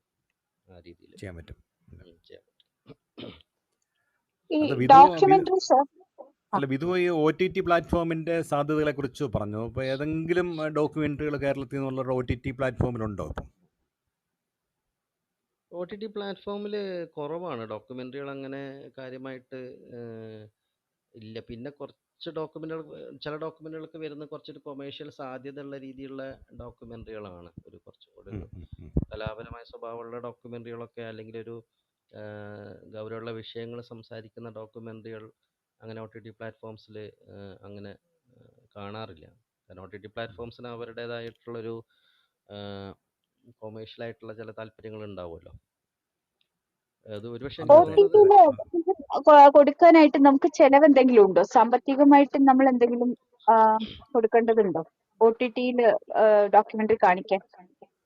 ഇല്ല, സാമ്പത്തികമായിട്ട് ചെലവ് കൊടുക്കേണ്ട കാര്യമൊന്നുമില്ല. ഇല്ല. പലപ്പോഴും OTT-ൽ അവർ പർച്ചേസ് ചെയ്യുന്ന രീതിയുണ്ട്. നമ്മൾ ഏതെങ്കിലും ഒരു ഡോക്യുമെന്ററി അല്ലെങ്കിൽ ഒരു ആ, സിനിമ നമ്മൾ OTT-ൽ കൊടുക്കുകയാണെങ്കിൽ ഒന്നിൽ അവർ ആ, നമുക്കൊരു എമൗണ്ട് ഫിക്സ് ചെയ്തിട്ട് അവരത് പർച്ചേസ് ആ, ചെയ്യും. ഒരു ചെയ്യും. ഓപ്ഷൻ ആ, അതാണ്. മറ്റൊന്ന് ഒരു ചിലപ്പോൾ പെർ വ്യൂ എന്നുള്ള രീതിയിലുള്ള ഒരു ഓപ്ഷൻ ഉണ്ട്. ആ, അവരത് ആ. പണമൊന്നും തരുന്നില്ല, അവർ OTT കാണിക്കും. എന്നിട്ട് എത്ര പേര് ഇത് വ്യൂ ചെയ്യുന്നു എന്നതിനെ ബേസ് ചെയ്തിട്ട് അതിൻ്റെ ഒരു ഉം. പ്രോഫിറ്റ് ഷെയർ നൽകുന്ന പോലെ ഒരു രീതിയുണ്ട്. പ്രദീപ് സാറ് നേരത്തെ ചോദിച്ചതുപോലെ ബൈജു സാറ് സംസാരിച്ചപ്പോഴും പറഞ്ഞത്, ദൂരദർശൻ ഡയറക്ടർ ശ്രീ ബൈജു ചന്ദ്രൻ സംസാരിച്ചപ്പോൾ പറഞ്ഞതും ഉം. ഈ OTT-യിൽ ഡോക്യുമെന്ററിക്ക് വേണ്ടിയിട്ട് പ്രത്യേകമായിട്ടുള്ള ഒരു ചാനൽ ഉണ്ട് എന്നാണ്. ആ, അങ്ങനെയുണ്ടോ? അങ്ങനെയല്ലേ അത്? ഡോക്യുമെന്ററിക്ക് ഡോക്യുമെന്ററി മാത്രമായിട്ട് പ്രദർശന ചാനൽ എൻ്റെ ഉണ്ട്? എൻ്റെ അറിവിലില്ല. എനിക്കറിയില്ല ഇല്ല അങ്ങനെ അല്ലെ? സാധ്യത നമ്മൾ ഉണ്ടാവും. കേട്ടത് തെറ്റിപ്പോയതായിരിക്കും. അദ്ദേഹം പറഞ്ഞത് അങ്ങനെ. എന്തായാലും ഹേമ നേരത്തെ പറഞ്ഞ പോലെ തന്നെ ഈ ഡോക്യുമെന്റ് ആ, കാണുന്നവരുടെ എണ്ണം കുറവാണ്. അതെ. അതുകൊണ്ട് ഒരു കൊമേഴ്സ്യൽ സാധ്യതയുള്ള വേദികളിൽ ഇത് എത്രമാത്രം ഫലപ്രദമാകുന്നു എന്ന കാര്യത്തിൽ അതെ. മിക്കവാറും സംശയം തന്നെ ഈ വേദിയിൽ പലരും പറയുണ്ടായിട്ടുണ്ട് നേരത്തെ. പിന്നെ ഇപ്പോ വിഷയബന്ധിതമായിട്ട് ആളുകൾ കാണുന്നുണ്ടാവും. ഇപ്പോ ആ, ആ, ഈ പുഴയുടെ ഒരു സംഭവം പറഞ്ഞു. അപ്പോ അതുമായിട്ട് ബന്ധപ്പെട്ട് പ്രവർത്തിക്കുന്ന ആളുകൾക്ക്, അല്ലെങ്കിൽ ആ ഒരു പ്രദേശവാസികളെ സംബന്ധിച്ചിടത്തോളം അതൊരു വലിയ ഒരു പോരാട്ടമാണല്ലോ. അപ്പൊ അങ്ങനെയുള്ള രീതിയിൽ അത്തരം ഡോക്യുമെന്ററീസ് ആയിരിക്കാം. ഇപ്പൊ പശ്ചിമഘട്ടത്തിനെ പറ്റിയിട്ട് ഒരു ഡോക്യുമെന്ററി എടുക്കുന്നു. അപ്പൊ അതുമായിട്ട് ബന്ധപ്പെട്ട വിഷയങ്ങൾ വരുമ്പോഴായിരിക്കും അത് ഏറ്റവും കൂടുതൽ വ്യൂവർഷിപ്പ് ഉണ്ടാക്കുന്നത്. പക്ഷെ ഇതൊക്കെ എവിടെ കിടക്കുന്നു എന്നുള്ളത് കണ്ടെത്താനായിട്ടുള്ള ഒരു സംവിധാനമാണ് നമുക്ക് അടിയന്തരമായിട്ട് വേണ്ടത്. അതായത് ഈ സൈബർ സ്പേസിൽ ഇത് എവിടെയെങ്കിലും ഒക്കെ കിടക്കുന്നുണ്ടാവും. അത് എവിടെയാണ് എന്ന് നമുക്ക് ആക്സസ് ചെയ്യാവുന്ന ഒരു സാധ്യതയാണ് ആലോചിക്കേണ്ടത്. അല്ല, അതാണ് ഇതിൻ്റെ ശരിയല്ലേ ഒരു സജി? ഇത്തരത്തിലുള്ള, അതെ അതെ, പറഞ്ഞത് കറക്റ്റാണ്. പലപ്പോഴും പല വർക്കുകളും യൂട്യൂബിലൊക്കെ അപ്ലോഡ് ചെയ്തിട്ടുണ്ടാവും. പക്ഷേ ഇത് പലരും അറിയുന്നില്ല. ഇപ്പോൾ ഉം. ഇപ്പോൾ നമ്മളിപ്പോൾ ഒരു സിനിമ ഇറങ്ങുമ്പോൾ നമുക്കറിയാം ഇന്ന രീതിയിൽ സിനിമ വന്നിട്ടുണ്ട് എന്നുള്ള രീതിയിൽ അറിയാം. ഇത് പക്ഷേ ഈ അതെ. ഡോക്യുമെന്റുകൾ വരുമ്പോൾ ഈ ഡോക്യുമെന്റിൽ ഇത് ആരും അറിയുന്നില്ല. അങ്ങനെയുള്ളൊരു ഒരു പ്രാധാന്യമോ അങ്ങനെയുള്ള ഒരു പരിഗണനയോ പലപ്പോഴും ഡോക്യുമെന്ററികൾക്ക് കിട്ടുന്നില്ല. അപ്പോൾ ഉം. അതുകൊണ്ട് തന്നെ ഇപ്പോൾ ഡോക്യുമെന്ററികൾ കാണാൻ താല്പര്യമുള്ള ഒരു വ്യക്തി ആണെങ്കിൽ പോലും അത് കണ്ടെത്താനും ഉം. കാണാനുള്ളൊരു ഒരു സാഹചര്യം ഉണ്ടാവുന്നില്ല. അതെ. അപ്പോൾ അങ്ങനെ ഒരു OTT പ്ലാറ്റ്ഫോംസ് ഒക്കെ ഉണ്ടെങ്കിൽ, ഇപ്പോൾ ഉം. ഗവൺമെന്റിന്റെ ഒരു OTT പ്ലാറ്റ്ഫോം വരുന്നുണ്ടല്ലോ. അപ്പോൾ അത്തരത്തിലുള്ളൊരു പ്ലാറ്റ്ഫോം എന്തുണ്ടെങ്കിൽ ഇപ്പം ഇന്ന OTT-യിൽ പോയി കഴിഞ്ഞാൽ അവിടെ നമുക്ക് കുറേ ഡോക്യുമെന്ററികൾ കാണാൻ പറ്റും. ഉം. അല്ലെങ്കിൽ ഇന്ന അതെ. സ്പേസിൽ പോയി കഴിഞ്ഞാൽ നമുക്ക് കുറേ ഡോക്യുമെന്ററികൾ കാണാൻ പറ്റും എന്നുള്ള ഉം. രീതിയിലുള്ള ഒരു സാഹചര്യം ഉണ്ടെങ്കിൽ ഉം. തീർച്ചയായിട്ടും താല്പര്യമുള്ള ഒരാളെ സംബന്ധിച്ചിടത്തോളം അവിടെ പോവുകയും ഡോക്യുമെന്റുകൾ കാണാനും ഉള്ള ഒരു സാധ്യതയുണ്ട്, ഉം. സാഹചര്യമുണ്ട്. ഇപ്പോൾ അതെ. നിലവിൽ അങ്ങനെ ഒരു സാധ്യത ഇല്ല എന്നുള്ള ഒരു പ്രശ്നമുണ്ട്. ഏതായാലും നമ്മൾ ഇതുവരെ ഇത് 5-ാമത്തെ എപ്പിസോഡാണ് നമ്മൾ ഈ പരമ്പരയുടെ. ഇതിൽ പങ്കെടുത്തവരുടെ എല്ലാം ഡോക്യുമെൻ്റുകൾ 1, 2, ചിലരുടെ 4, 5 അതെ. ഡോക്യുമെൻ്ററികളൊക്കെ പിന്നെ ലിങ്ക് കിട്ടിയിട്ടുണ്ട്. നമ്മളിത് ലിങ്ക് കൊടുക്കുന്നുണ്ട്. ഇനി ഇതെല്ലാം കഴിഞ്ഞിട്ട്, പരമ്പര കഴിഞ്ഞിട്ട് ഇത് ലഭ്യമായിട്ടുള്ള മുഴുവൻ ലിങ്കും നമ്മൾ സോഷ്യൽ മീഡിയയിൽ റിപ്പീറ്റ് ചെയ്ത് കൊടുക്കാൻ തീരുമാനിച്ചിട്ടുണ്ട്. അപ്പോൾ കുറച്ച് പേര് വേണമെങ്കിൽ കാണും. അതിന് വേണ്ടിയിട്ട് ഒരു പ്രത്യേക ഡൊമൈൻ തന്നെ നമുക്ക് കണ്ടെത്തി കൊടുക്കാനുള്ള സംവിധാനം ചെയ്യാം. ഈ കാര്യം ഡോക്യുമെന്ററി. കാര്യം തീർച്ചയായിട്ടും ഇത്രയും ഡോക്യുമെൻ്റുകളുടെ ഒരു ലിങ്ക് കൊടുക്കുകയാണെങ്കിൽ താല്പര്യമുള്ള കുറച്ച് പേരെങ്കിലും ഉണ്ടാവില്ല. അവർ തീർച്ചയായിട്ടും കാണും. അതെ, തീർച്ചയായിട്ടും അതെ, അതെ. കാണും. അപ്പോൾ നമ്മൾ അത് ഈ ഒരു വലിയൊരു സാധ്യതയാണ്. പരമ്പരയുമായിട്ട് ബന്ധപ്പെട്ടാണ് ഈ സജിത്തിൻ്റെയും ബിധുവിൻ്റെയും ഉൾപ്പെടെ എല്ലാവരുടെയും MR രാജൻ അതെ. ആരംഭത്തിൽ അദ്ദേഹമായിരുന്നു പിന്നെ പങ്കെടുത്തിരുന്നത്. അദ്ദേഹം മുതൽ അതെ. ഇങ്ങോട്ടുള്ള വിനോദ് മങ്കര. എല്ലാവരുടെയും അതെ. ഡോക്യുമെൻ്ററികൾ നമ്മൾ കണ്ടിട്ടുണ്ട്. വിനോദ് മങ്കര ഉം. എല്ലാം. അതെ, അതെ. M A Rahman. ഉം. അങ്ങനെ ആ. അപ്പൊ ഇത് ഡോക്യുമെന്ററി എടുക്കുന്ന സംവിധായകരുടെ ഒരു ഗ്രൂപ്പ് ഉണ്ട്, ഒരു അസോസിയേഷൻ ഉണ്ട് എന്ന് പറഞ്ഞു. ശ്രീ സജീദ് അതിൽ അംഗമാണോ?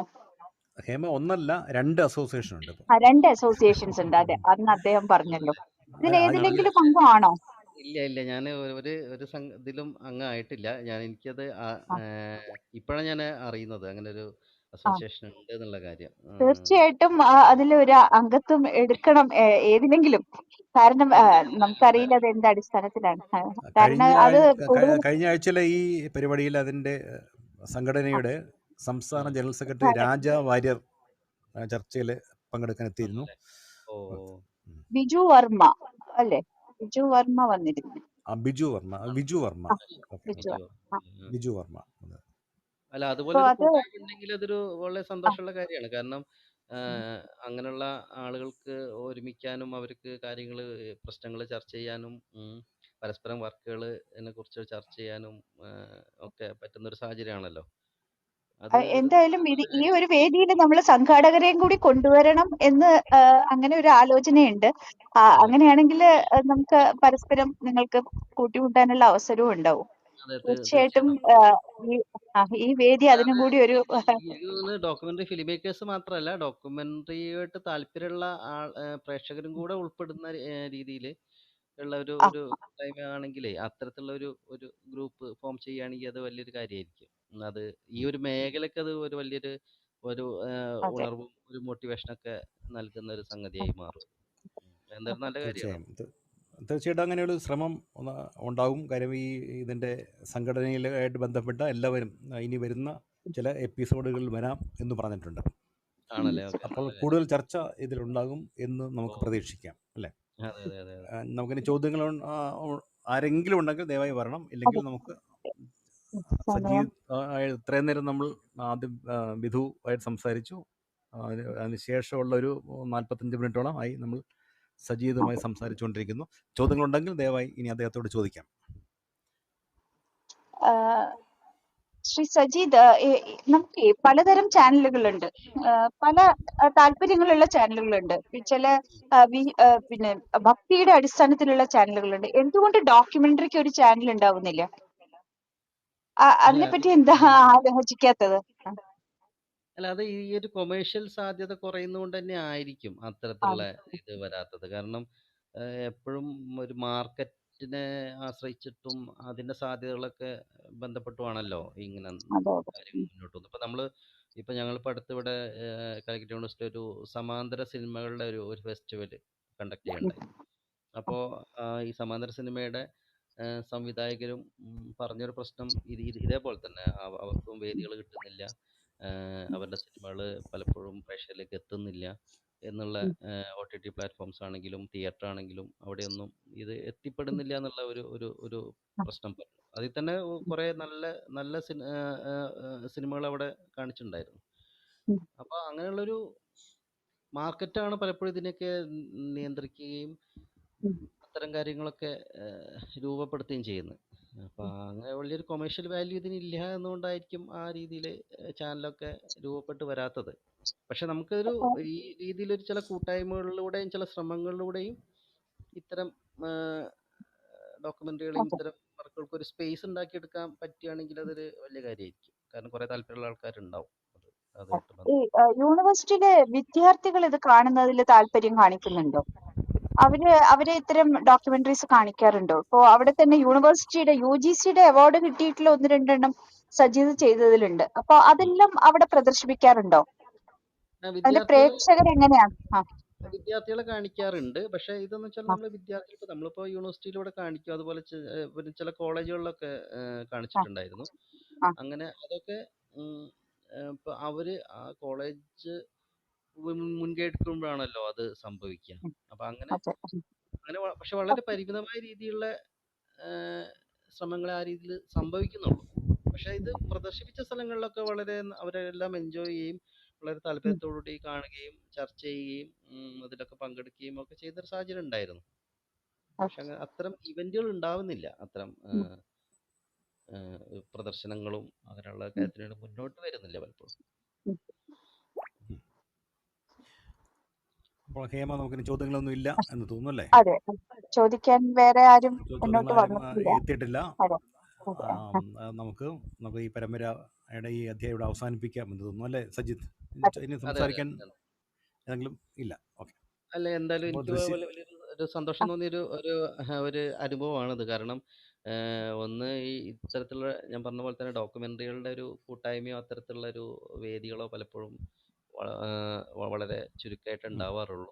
പിന്നെ ഉണ്ടാവുന്ന വേദികൾ പലപ്പോഴും ഇങ്ങനെ ഫെസ്റ്റിവലുമായിട്ട് ബന്ധപ്പെട്ടുള്ള വേദികൾ മാത്രമേ ഉണ്ടാവാറുള്ളൂ. അപ്പോൾ അതുകൊണ്ട് തന്നെ ഇത്തരം ഒരു ഒരു സംഗതി തെരഞ്ഞെടുത്ത് അത്തരം പല ഡോക്യുമെൻ്ററി സംവിധായകരുടെയും അനുഭവങ്ങൾ പങ്കുവെക്കുകയൊക്കെ ചെയ്യുന്ന രീതിയിലുള്ള ഒരു ഇനിഷ്യേറ്റീവ് തുടങ്ങിയത് എന്തായാലും വളരെ അപ്രീഷിയേറ്റ് ചെയ്യേണ്ട ഒരു കാര്യമാണ്. അതിൽ പങ്കെടുക്കാൻ പറ്റിയതിൽ എനിക്ക് വലിയ സന്തോഷമുണ്ട്. ഇനി വരും എപ്പിസോഡുകളും ഞാൻ ഇതിൽ പങ്കെടുക്കുന്നതാണ്. അപ്പോൾ എനിക്ക് മറ്റുള്ളവരുടെയും കാര്യങ്ങളും ഒക്കെ അറിയാനും അതിൽ മനസ്സിലാക്കാനൊക്കെ പറ്റും. എന്തായാലും ഇത് വളരെ അപ്രീഷിയേറ്റ് ചെയ്യാവുന്ന ഒരു സംഗതിയാണ്. അപ്പോൾ അതിന് എല്ലാവിധ എൻ്റെ നന്ദിയും ഇതോടൊപ്പം അറിയിക്കുകയും ചെയ്യുന്നു. വളരെ സന്തോഷം. ഇതില് സർ ഇതും കൂടി പറയാമായിരുന്നു. എനിക്ക് തോന്നുന്നത് ഈ യൂട്യൂബില് സജീദിന് താല്പര്യമുള്ള ഒരു വൃന്ദം ഉണ്ടാവുമല്ലോ കൂടെ. അപ്പൊ അവർക്കൊക്കെ ഇതൊന്ന് ഷെയർ ചെയ്യുകയാണെങ്കിൽ കൂടുതൽ പേർക്ക് ഇത്തരം ടോക്ക് ഷോസ് ഒക്കെ കേൾക്കുന്നത് നന്നായിരിക്കും. ഇതിൽ താല്പര്യമുള്ള ആളുകൾക്ക് ഇത് വന്ന് കേൾക്കാനുള്ള സൗകര്യമുണ്ട്. ഇതിൽ കേൾക്കാം. അത് കൂടാതെ അതെ നമ്മൾ അതെ. പിന്നെ യൂട്യൂബിൽ ഞാനിപ്പോൾ ഷെയർ അപ്ലോഡ് ചെയ്തിട്ടുണ്ടായിരുന്നു ചെയ്യും. കുറേ. നമ്മുടെ ചാനലുണ്ട്, മീഡിയ വേവ്സ് 2021. ഈ അതെ ചാനലിൽ അതെ അതെ. എൻ്റെ എന്തായാലും ശബ്ദലേഖനം ഉണ്ടാവും. ഞാൻ കണ്ടിട്ടുണ്ടായിരുന്നു. പരിപാടി അപ്പം ഞങ്ങൾക്ക് നോക്കിയിട്ടുണ്ടായിരുന്നു. അപ്പോൾ ഇതിൽ കുറേ വീഡിയോസ് കണ്ടു. നമ്മൾ ഇതിലുള്ള എല്ലാ പരമ്പരകളുടെയും ശബ്ദലേഖനം അതിലുണ്ട്. ഇപ്പം 130 മുകളിൽ വീഡിയോകൾ അതിലുണ്ട്. എന്തായാലും ഞാൻ എനിക്കറിയുന്ന സുഹൃത്തുക്കളോടും എല്ലാം ഇത് സബ്സ്ക്രൈബ് ചെയ്യാൻ തന്നെ പറയണം ചാനൽ. ഓക്കെ, തീർച്ചയായിട്ടും പറയാം. അപ്പോൾ നമ്മൾ ദൃശ്യസാക്ഷ്യം പരമ്പരയുടെ 5ാം ഭാഗത്തിനിവിടെ സമാപനമാവുകയാണ്.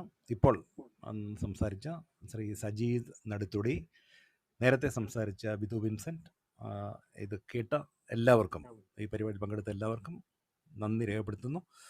ശുഭരാത്രി. നമ്മൾ ഈ ദൃശ്യസാക്ഷ്യം പരമ്പരയുടെ 6ാം ഭാഗം പതിവ് പോലെ അടുത്ത ശനിയാഴ്ച രാത്രി 7 മണിക്ക്. അപ്പോൾ എല്ലാവർക്കും നന്ദി. ഒരിക്കൽ കൂടി നമുക്ക് വീണ്ടും കേട്ടുമുട്ടാം അല്ലേ? എല്ലാവർക്കും ഒരിക്കൽ കൂടി നന്ദി. ശുഭരാത്രി. ഓക്കെ, നന്ദി. Thank you.